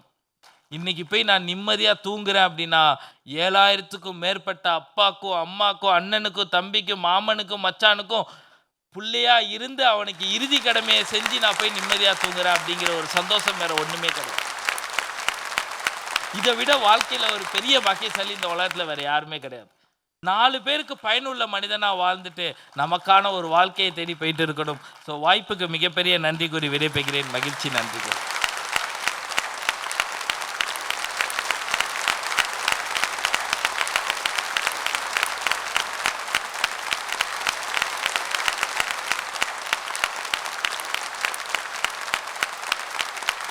எனக்கும் சுல்தானுக்கும் ஒரு காமன் ஃபேக்டர். நான் சீனியர், அவர் ஜூனியர். 2 பேரும் ஒரே கல்லூரியில் படிச்சிருக்கோம், லோயோலா கல்லூரியில். ஸோ லோயோலாவுடைய ப்ராடக்ட் சுல்தான் ரஃபாய் இந்த வருஷம் லோயோலாவின் மிக ப்ரெஸ்டீஜியஸான டிஸ்டிங்கிஷ் அலும்னை என்ற அவார்டை வாங்கியிருக்கார். அண்ட் அமேசிங் ஸ்பீக்கர், சூப்பர்வான speaker and a wonderful human being Sultan Rafai தான். பலத்த கரகோஷத்தோட லெட்ஸ் வெல்கம் சுல்தான் ரஃபாய். கல்யாண மாலை மேடையில் நிறைய சிறந்த பேச்சாளர்கள், சிறந்த பேச்சு உருவான மேடை. இந்த மேடையில் எனக்கு வாய்ப்பு அளித்த கல்யாண மாலை மோகன் சார், மீரா நாகராஜன் மேமுக்கு ரொம்ப ரொம்ப நன்றி. நான் கடந்து வந்த பாதையிலேருந்து கற்றுக்கொண்ட சில விஷயங்கள நான் உங்களோட பகிர்ந்துக்கணும்னு ஆசைப்படுறேன். என்னுடைய வாழ்க்கை வந்து நான் பொறந்த 30வது நாள் எனக்கு முதல் எலும்பு முறிவு ஏற்பட்டது. நான் அழுதுட்டே இருந்தேன். என் பேரண்ட்ஸ்க்கு என்ன ப்ராப்ளம்னே தெரியல. நெறைய டாக்டர்ஸ்ட்ட கூட்டிட்டு போறாங்க. ஆனா சர்ப்ரைசிங்லி நெறைய டாக்டர்ஸ்க்கே தெரியல என்ன ப்ராப்ளம்ன்னு. ஒரே ஒரு சீனியர் டாக்டர் மட்டும் பார்த்து சொன்னாரு, "இந்த குழந்தைக்கு வந்து ஆஸ்டியோஜெனிசிஸ் இம்பர்ஃபெக்ட்டா" அப்படின்னு வந்து ரொம்ப அரிய வகை ஒரு டிஸார்டர். இதில என்ன நடக்கும் அப்டின்னா, பொ எலும்பு வந்து ரொம்ப பலவீனமா இருக்கும். அடிக்கடி உடைஞ்சிரும். குறிப்பா சொல்லணும் அப்டின்னா, இது வந்து ஒரு கண்ணாடி குழந்தை மாரி அப்டின்னு சொன்னாரு. இது மூலியமா அவர் சொல்ல வந்த விஷயம் 2. ஒண்ணு வந்து, இந்த குழந்தைய நீங்க கண்ணாடி மாரி ரொம்ப பத்திரமா பார்த்துக்கணும் அப்டிங்கிறது. இன்னொன்னு வந்து, இந்த குழந்தை வந்து ஷோகேஸ்ல வைக்கக்கூடிய ஒரு பீஸ் தான். இதனால பெருசா எதுவும் செஞ்சிட முடியாது அப்டின்னு. இத கேட்ட என்னோட பெற்றோர் என்ன விட ரொம்ப உடைஞ்சு போய்ட்டாங்க. ஏன்னா, எல்லா பெற்றோருக்குமே நெறைய கனவு இருக்கும் இல்லையா? அதனால அவங்க ரொம்ப உடைஞ்சு போயிட்டாங்க. இப்படி ஆரம்பிச்ச என்னோட இளமை பருவம் வந்து ஒரு 4 செவுத்துக்குள்ளேயே பெரும்பாலும் போய்க்கிட்டு இருக்கு. அது வந்து ஒண்ணு என்னோட ரூம் செவுரா இருக்கும், இல்ல ஹாஸ்பிட்டல் செவுரா இருக்கும், இல்ல ஆப்பரேஷன் தியேட்டரா இருக்கும். இப்படியே போய்க்கிட்டு இருக்கு. நான் எது பண்ணாலுமே ஃப்ராக்சர் ஆகும். நான் வேகமா தும்முனால் கூட எனக்கு ஃப்ராக்சர் ஏற்பட்டிருக்கு. எல்லாருக்கும் 206 எலும்பு இருக்கும் உடம்புல. எனக்கு அதுக்கும் மேல வந்து ஃப்ராக்சர்ஸ் ஏற்பட்டிருக்கு. எனக்கு எப்ப என்ன நடக்கும்னே தெரியாதுங்கனால நான் ஸ்கூலுக்கே போகல. பட் என்னோட பேரன்ட்ஸ் என்ன பண்ணாங்க, இவனுக்கு என்ன கிடைக்குதோ இல்லையோ, கல்வி மட்டும் நம்ம எப்படியாவது கஷ்டப்பட்டு குடுத்தரணும். அப்படின்னு கன்டினியூஸா வந்து என்ன வந்து டியூஷன்லாம் வச்சு, ரொம்பவே கஷ்டப்பட்டு என்ன படிக்க வச்சுட்டே இருந்தாங்க. ஸ்கூலுக்கே போ முடியாது. எக்ஸாம்க்கு மட்டும் ஒரு 6 நாள் போயி, ஸ்க்ரைப் வச்சு எழுதி, எப்படியோ பாஸ் ஆயிட்டேன். இப்படி இதுக்கு நடுவுல ஒரு நாள் என்னால மறக்க முடியாத ஒரு நிகழ்வு அப்படின்னா, ஒரு நாள் வந்து நான் கட்டில்ல இருந்து கீழ விழுந்துர்றேன். கீழ விழுந்தோனே, ஒரே நேரத்தில என்னோட 2 கால்கள்லயும் மல்டிபிள் ஃப்ராக்சர்ஸ். இது நெறைய ட்ரீட்மெண்ட், நெறைய ஆப்பரேஷன் பண்ணிட்டு, அதில ஒன் ஆஃப் த ட்ரீட்மெண்ட் என்ன அப்டின்னா, நானே அப்போ வந்து ஒரு 5 கிலோ தான் இருப்பேன். இப்போ ஒரு 30 கிலோ இருப்பேன். அப்போ ஒரு 5 கிலோ இருந்தேன். ஒவ்வொரு கால்லயுமே ஒரு 20 கிலோவுக்கு வெயிட்ட கட்டி தொங்க விட்டுருவாங்க. ஏன்னா, அப்பதான் அந்த எலும்பு வந்து ஸ்ட்ரெய்ட்டா வந்து செட் ஆகும் அப்டின்னு சொல்லி. அது வந்து ஃப்ராக்சர விட ரொம்ப வலிக்கும். அது ரொம்ப கொடும. பல நாட்கள் வந்து நான் தூங்காம இருந்திருக்கேன். நான் மட்டும் இல்ல, என் வீட்ல யாருமே தூங்காம இருந்திருக்காங்க. அந்த மாரி இரவுகள்ல நான் நெறைய நாள் நெனச்சிருக்கேன். என்னடா வாழ்க்கை இது? நமக்கு இவ்ளோ வலி, இவ்ளோ வேதனை, இவ்ளோ கஷ்டம். நம்ம என்ன பண்ண போறோம்? ஃப்யூச்சர் என்னவா இருக்க போதுன்னே தெரியலையே! நமக்கு இப்படி ஒரு வாழ்க்கை தேவையா? பேசாம நம்ம செத்தரலாம். அப்படின்னு நான் நெனச்ச இரவுகள் நெறைய இருக்கு. பட் அதிலயும் இன்னொரு உச்சக்கட்ட கொடுமை என்னன்னு அப்படின்னா, நான் ஒரு சூசைட் பண்ணணும்னா கூட அதுக்கு யாருக்காவது உதவி தேவைப்படும் எனக்கு. அதுதான் என்னோட கண்டிஷன். இப்படி போயிட்டு இருக்கும்போது ஒரு நாள் எனக்கு நல்லா ஞாபகம் இருக்கு. எங்க அம்மா வந்து என்ட்ட சொன்னாங்க. டேய் எல்லாருக்கும் ஏதோ ஒரு கஷ்டம் இருக்கும். கஷ்டம் இல்லாம இந்த உலகத்துல யாருமே கிடையாது. ஆனா நீ ஒரு விஷயம் மட்டும் ஞாபகம் வச்சுக்கோ. உன்னோட வாழ்க்கையே இன்னொருத்தருக்கு ஒரு பெரிய கனவா இருக்கும் அப்படின்னு சொன்னாங்க. நான் அப்பயிலருந்து அதிலிருந்து சூசைட பத்தி நான் நெனைக்கவே கிடையாது. ஸோ இந்த மாரி இளமை பருவம் ஓரளவுக்கு முடிஞ்சிருச்சு. இப்போ அடுத்து எனக்கு பயங்கரமான ஆசை. ஏன்னா நான் வீட்டுக்குள்ளேயே ஒரு 4 செவுத்துக்குள்ளேயே இருந்துட்டேன். எனக்கு ஃப்ரெண்ட்ஸ் கிடையாது. எனக்கு வெளி உலக அனுபவம் கிடையாது. எதுவுமே கிடையாது. காலேஜ் போய் படிக்கணும் அப்படின்னு இந்த ஐடியாவ நான் சொல்லும்போது, என் கூட இருந்த எல்லாருமே வந்து என்ன சொல்றாங்க, "வாய்ப்பே கிடையாது. நீ வந்து உன் பெட்ட விட்டு எந்திரிச்சு 6 மாசம் ஆகுது. அப்படி இருக்கும்போது நீ டெய்லியும் காலேஜ்லாம் போய் முடிப்பேங்கிறது வந்து ஒரு பகல் கனவு. நீ வந்து வேஸ்ட் பண்ண போற. வாய்ப்பே கிடையாது" அப்படிங்கிறாங்க. பட் இத நான் என் பேரன்ட்ஸ்ட்ட சொல்லும்போது, அவங்க எல்லா விஷயத்துக்கும் என்ன சப்போர்ட் பண்ற மாரி இதுக்கும், "சரி ஓகேடா நீ என்னமோ ஆசைப்படுற ட்ரை பண்ணி பார்ப்போம்" அப்படின்ட்டாங்க. சென்னையில இருக்கிற லயோலா கல்லூரியில வந்து படிக்கணும்னு எனக்கு ஒரு ஆசை. உங்களுக்கு நான் பெரும்பாலானோருக்கு தெரிஞ்சிருக்கும். லயோலா காலேஜ்ல சீட்டு கிடைக்கிறது, நல்லா படிக்கிற நார்மல் பையனுக்கு கிடைக்கிறதே ரொம்ப ரொம்ப கஷ்டம். நான் ரொம்ப சுமாரா படிக்கிற ஒரு அப்நார்மலான பையன். இன்னமும் பல மடங்கு கஷ்டம். சரி எப்படியோ ரெக்கமெண்டேஷன்லாம் பண்ணி, அத பண்ணி, இத பண்ணி ஒரு சீட்டு வாங்கியாச்சு. நான் எனக்குள்ளேயே ஒரு பயம் ஏற்படுது. ஒருவேளை எல்லாரும் சொன்ன மாரி நம்மளால டெய்லியும் காலேஜ் போய் படிக்க முடியாம போயிருமோ? ஏன்னா, அந்த சீட்டு வாங்குறதுக்கு வேற கஷ்டப்பட்டுருக்கோம். நெறைய பேசியிருக்கோம். இல்ல நான் ஜெயிச்சுருவேன், படிச்சுருவேன் அப்படி இப்படின்னு சொல்லிட்டேன். இப்ப இந்த சீட்டு வேஸ்ட் ஆயிருச்சுன்னா காலேஜ்ல இருந்தும் திட்டுவாங்க, எங்க வீட்ல இருந்தும் திட்டுவாங்க. அப்படின்னு ஒரு பயம். சரின்னு முதல் நாள் கல்லூரிக்கு போறேன். அட்டெண்டன்ஸ் எப்படி குடுப்பாங்கன்னு தெரியாது. நான் என் மனசுல பயங்கரமான ஒரு குழப்பத்தோடையும், கவலையோடையும் அப்படியே பயந்து போய் உட்கார்ந்துருக்கேன். கிளாஸ் ரூம்ல டீச்சர் வந்துட்டு நம்பரா சொல்றாங்க. என்னமோ நம்பரே சொல்லிட்டு இருக்காங்க. எனக்கு ஒண்ணும் புரியல. டக்குனு பக்கத்துல ஒரு பையன் உட்கார்ந்தான். அவன் டக்குனு திரும்பி பார்த்து, "மச்சான் உன் கார்ட குடு" அப்படின்னான். கார்ட குடுத்தோனே நம்பர பார்த்துட்டு, "டேய் உன் நம்பர் இப்ப அடுத்து கூப்பிட போறாங்கடா" அப்படின்னு சொல்லிக் குடுத்தான். எனக்கு அப்பதான் தெரியும் அட்டெண்டன்ஸ் இப்படி போடணும் அப்படின்னு. அப்பயிலேருந்து என்னோட நண்பர்கள் தான் என் கூடயே இருந்தாங்க. அவங்களுக்குள்ள ஒரு WhatsApp குரூப் கிரியேட் பண்ணி, காலையில என்ன கார்லேருந்து யார் யார் கூட்டிட்டு போய் என் கிளாஸ் ரூம் 2nd ஃப்ளோர். அவங்களுடைய கனவுகளோடையும், அவங்களோட புத்தகங்களையும் என்னையும் சேர்த்து தூக்கிட்டு போணும். 2 மாடிக்கு. தூக்கி கொண்டு போய் உட்கார வச்சு, அடுத்து ஈவினிங் யாரெல்லாம் அவர கீழ கூட்டு வந்து உட்கார வைக்க போறா? அப்படிங்கிற அளவுக்கு பிளான் பண்ணி பண்ண வச்சாங்க. இதுல இன்னும் ஒரு சுவாரஸ்யமான விஷயம் என்ன அப்படின்னா, இப்படியே போய்க்கிட்டே இருந்துச்சு. ஃப்ரெண்ட்ஸ் எல்லாம் எப்பயுமே என் கூட ஒரு 10, 15 பேர் இருப்பாங்க. நாங்க காலேஜ் பிரேக்லலாம் வந்து என்னைய கிளாஸ் ரூம்ல இருக்க விட மாட்டாங்க. "மச்சான் வாடா போவோம்" அப்படின்னு சொல்லி கூட்டு போயிருவாய்ங்க. கூட்டிட்டு பெல் அடிச்சிரும். பெல் அடிச்சு "டேய் வாடா போலாம்" அப்படின்னா விடமாட்டாய்ங்க. "இருடா பொறுமையா போவோம். ஒரு 10, 15 நிமிஷம் கழிச்சு போவோம். நீ கூட இருக்கனால புரொஃபசர் ஒண்ணும் சொல்ல மாட்டாரு. பொறுமையா போய்க்கலாம்" அப்படின்னு. இப்ப எங்க காலேஜ் ஃபாதர் வேற இங்க இருக்கனால நான் சொல்றேன். எங்க காலேஜ் புரொஃபசர்லாம் ரொம்ப ரொம்ப ஸ்ட்ரிக்ட். என்ன பண்ணுவாங்க, அவங்க எல்லாத்தையும் உள்ள விட்டுருவாங்க. "டேய் நீங்கலாம் உள்ள போங்க. அவன் மட்டும் வெளில நிக்கட்டும். அவன் தான் இதுக்கெல்லாம் காரணம். உங்களையும் சேர்ந்து கெடுக்குறான்." அப்படின்னு சொல்லி என்னைய மட்டும் வெளில நிப்பாட்டிருவாங்க. இதுல வந்து எனக்கு ஒருபோதும் கோவமும், வருத்தமும் வந்ததே கிடையாது. ஏன்னு கேட்டீங்கன்னா, எல்லா இடத்துலயுமே வந்து என்னைய ஆச்சரியமாவும், அனுதாபமா தான் பார்ப்பாங்க. பட் என்ன வீட்டுக்கு அடுத்து எங்க காலேஜ்ல மட்டும் தான் என்ன ஒரு சக மாணவனாக அக்செப்ட் பண்ணிக்கிட்டாங்க. ஸோ இப்படி காலேஜ் போய்க்கிட்டே இருந்துச்சு. எல்லா விஷயமும் சொல்லிக் குடுத்தாய்ங்க. 6 மாசத்துல வந்து எனக்கு காலேஜ் ரொம்ப ஜாலியா புடிச்சு போச்சு. என் காலேஜ் மட்டும் புடிச்சது இல்லாம எல்லாமே சொல்லிக் குடுக்க ஆரம்பிச்சாங்க. எப்படி பங்க் அடிச்சு படத்துக்கு போறது, எப்படி சைட் அடிக்கிறது. ம். நான் என் காலேஜுக்கே டெய்லியும் போவேனான்னு பயந்துட்டு இருந்தேன். நான் வந்து சென்னையில இருக்கிற எல்லா காலேஜுக்கும் போயிருக்கேன். கல்ச்சுரல்ஸ்ன்னு பேர்ல ஓடி போட்டு போறது. இந்த மாரி அவங்களோட எல்லா விஷயமும் சராசரி மாணவன் என்னலாம் பண்ணுவானோ, அது எல்லாத்தையுமே நானும் பண்ண ஆரம்பிச்சுட்டேன். நான் பொதுவாவே வந்து என்னதான் எல்லாரும் பேசி நம்பிக்கைலாம் குடுத்தாலும், தன்னம்பிக்கை பேச்செல்லாம் கேட்டா கூட, ஒரு ஃப்ரெண்டு "மச்சான் பார்த்துக்கலாம் வாடா" அப்படின்னு சொல்றதுக்கு இருக்கிற பவரே தனி. என் வாழ்க்கையிலேயே கிடைச்ச முதல் வெற்றி நான் டிகிரி வாங்குறது தான். நான் அதுவரைக்கும் வெறும் கஷ்டத்த மட்டும் தான் பார்த்துருக்கேன். முதல்ல என்னால என்னோட பேரண்ட்ஸ் வந்து ரொம்ப சந்தோஷமாவும், ப்ரவுடாவும் ஃபீல் பண்ண நாள் அன்னைக்கு தான். அன்னைக்கு எனக்குமே ரொம்ப சந்தோஷம். சரி ஓகே, நமக்குனாலே முடியுது, எல்லாமே முடியுது அப்படின்னு சொல்லி, அன்னைக்கு நான் ஒண்ணு புரிஞ்சுக்கிட்டேன். என்னாலயும் எல்லாம் முடியும்னு என் ஃப்ரெண்ட்ஸ் எனக்கு புரிய வச்சுட்டாங்க. ஸோ இப்படி வந்து காலேஜ் வாழ்க்கை முடிஞ்சுச்சு. இப்ப அடுத்து ரியாலிட்டி. ஒர்க் லைஃப்ங்கிறது ஒரு ரியாலிட்டி இல்லையா? காலேஜ் மாரி ஈஸியா இருக்குமான்னு தெரியாது. சரின்னு சொல்லி அந்த டிகிரி வாங்குன ஒரு ஒரு ஜோஷ்ல நானும் வந்து சரி நமக்கு வந்து வேலைக்கெல்லாம் போறோம். நம்மளும் இண்டிபெண்டன்ட்டா இருக்கோம். ஃபினான்ஷியல் இண்டிபெண்டன்ட் ஆகுறோம். ஜெயிக்கிறோம். அப்படின்னு சொல்லி நான் நெறைய கம்பெனிக்கு வந்து இன்டர்வியூஸ்க்கு போறேன். இன்டர்வியூஸ்க்கு போனோனே, "சார் வருத்தப்படாதீங்க. பெரும்பாலான ஹெச்ஆர் மாரி எல்லாரும் என்ன சொல்ட்டாங்க, will let you know shortly" அப்படின்ட்டாங்க. இப்ப வந்து இவங்க கூப்பிடுவாங்களா? மாட்டாங்களா? நம்பலாமா? நம்பக்கூடாதா? அப்படின்னே ஒரு 6 மாசம் போகுது. சரி இதுக்கப்புறம் இவங்கள நம்புனா சரிப்பட்டு வராது. நம்ம ஏதாவது சாதிச்சே ஆகணும் அப்படின்னு சொல்லிட்டு, எங்க அப்பாட்ட எப்பயும் போல நான் பேசி அவர்ட்ட இன்வெஸ்ட்மென்ட்லாம் வாங்கி ஒரு முதல் பிசினஸ் ஸ்டார்ட் பண்ணேன். அது என்னோட கெட்ட நேரம் என்ன ஆயிப்போச்சு, 10 மாசத்துலயே ஃபெயிலியர் ஆயிடுச்சு. சரி, சரி என்னடா இது இப்படி டக்குன்னு ஃபெயிலியர் ஆயிடுச்சே! சரி நம்ம திரும்ப எதுவும் நம்ம புதுசாலாம் எதுவும் செய்யணும்னு சொல்லாம வீட்ல நமக்கே ஒரு கில்ட் இருக்கும்ல. இப்பதான் நம்ம லாஸ் ஆகியிருக்குது. பேசாம இருப்போம் அப்படின்னு சொல்லி எங்க அப்பாவோட கம்பெனியிலேயே நான் வேலைக்கு போயிட்டேன். எங்க அப்பா வந்து அப்ப வந்து கார்மெண்ட்ஸ் ஹோல்சேல் பண்ணிட்டு இருந்தாரு. ஸோ அந்த ஆஃபீஸ்ல நான் ஒர்க் பண்ணிட்டே இருக்கும்போது, சரி நம்ம எதனால தோத்தோம்னு நம்ம கொஞ்சம் அனலைஸ் பண்ணி பார்ப்போம். அப்படின்னு சொல்லி நான் அனலைஸ் பண்ணி பார்க்கும்போது, அது வந்து இப்ப எனக்கு தெரியாத தொழிலு. அது இல்லாம நெறைய என்கிட்ட இல்லாத விஷயத்தெல்லாம் நாங்க வெளிலேருந்து வாங்கி பண்ணது. ஓகே.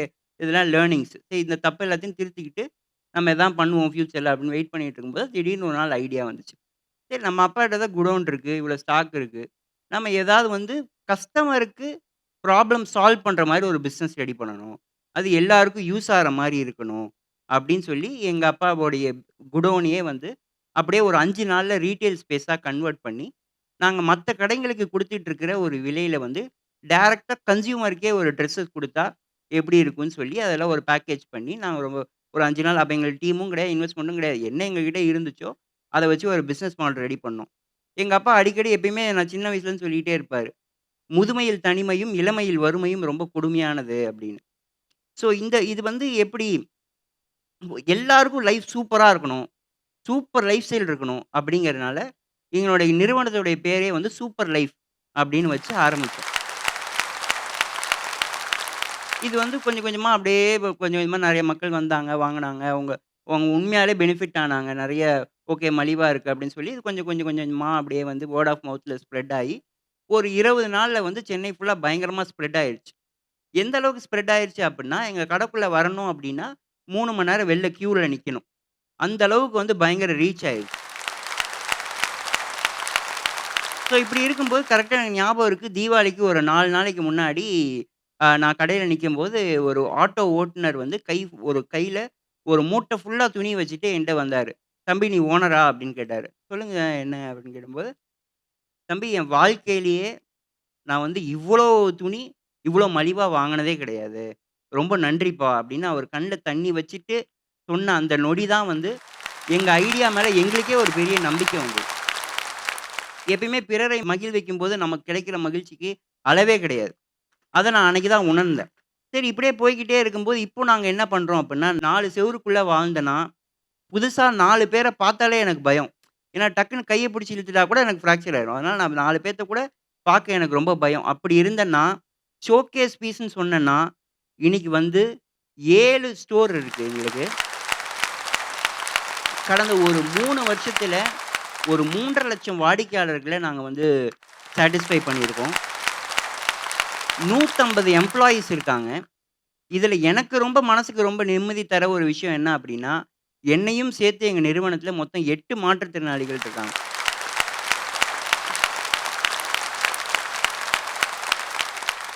நான் வந்து அப்ப எனக்கு வேலை குடுக்காத கம்பெனில நல்ல வேலை குடுக்கல அப்படின்னு நான் சந்தோஷப்படுறேன். ஏன்னு கேட்டீங்கன்னா, எந்த கம்பெனில என்ன ரிஜெக்ட் பண்ணுச்சோ, அந்த கம்பெனியும் என் கம்பெனியும் ஒரே வரிசையில நாங்க ஜாப் ஃபேர்லலாம் பார்ட்டிசிபேட் பண்றோம். இது மூலியமா நான் வேண்டிக் கொள்ற ஒரே ஒரு விஷயம் தான். என்ன அப்படின்னா, இங்க இந்த இந்த நிகழ்ச்சிய பார்க்கக்கூடிய நெறைய பேர் வந்து, நீங்க வந்து ஒரு கம்பெனில வொர்க் பண்ணலாம், ஒரு கம்பெனி வச்சிருக்கலாம், ஒரு பிசினஸ் ஓனரா இருக்கலாம், ஆன்டர்பிரினியரா இருக்கலாம். நீங்க தயவு செஞ்சு ஒரே ஒரு வேலையாதும் மாற்றுத்திறனாளிகளுக்கு நீங்க குடுங்க. எங்களுடைய டேலண்ட்டுக்கு மட்டும் நீங்க வேலை குடுங்க. வர வேண்டியதெல்லாம் எங்களுடைய பிரச்சனை. நாங்க பொறந்ததுலேருந்தே சவால்கள சந்திச்சுக்கிட்டு தான் இருக்கோம். அதனால வர்றது வந்து எங்களுக்கு ஒரு பெரிய சவாலே கிடையாது. நீங்க ஹிமாலயா பிரதேசத்துல வேலை குடுத்தா கூட எங்களால வர முடியும். நாங்க கண்டிப்பா வந்துருவோம். இந்த அருமையான வாய்ப்பளித்த அனைவருக்கும் ரொம்ப ரொம்ப நன்றி. இந்த இந்த இந்த மேடையில எங்களுக்கு வாய்ப்பளித்தது ரொம்ப ரொம்ப சந்தோஷம். ரொம்ப மகிழ்ச்சி. Thank you. Thank you. நான் நீங்க பேசும்போது 2 பேர தான் பார்த்துட்டேங்க. உங்க அப்பா, அம்மா. உங்களுக்கு மிகப்பெரிய வாழ்த்துக்கள். ஐ திங்க் சுல்தான் இன்னைக்கு இந்த நிலைமைக்கு இவ்வளோ செல்ஃப் கான்ஃபிடென்ட்டா இருக்காருன்னா, அதில உங்களுடைய பங்கு ரொம்ப ரொம்ப பெருசு.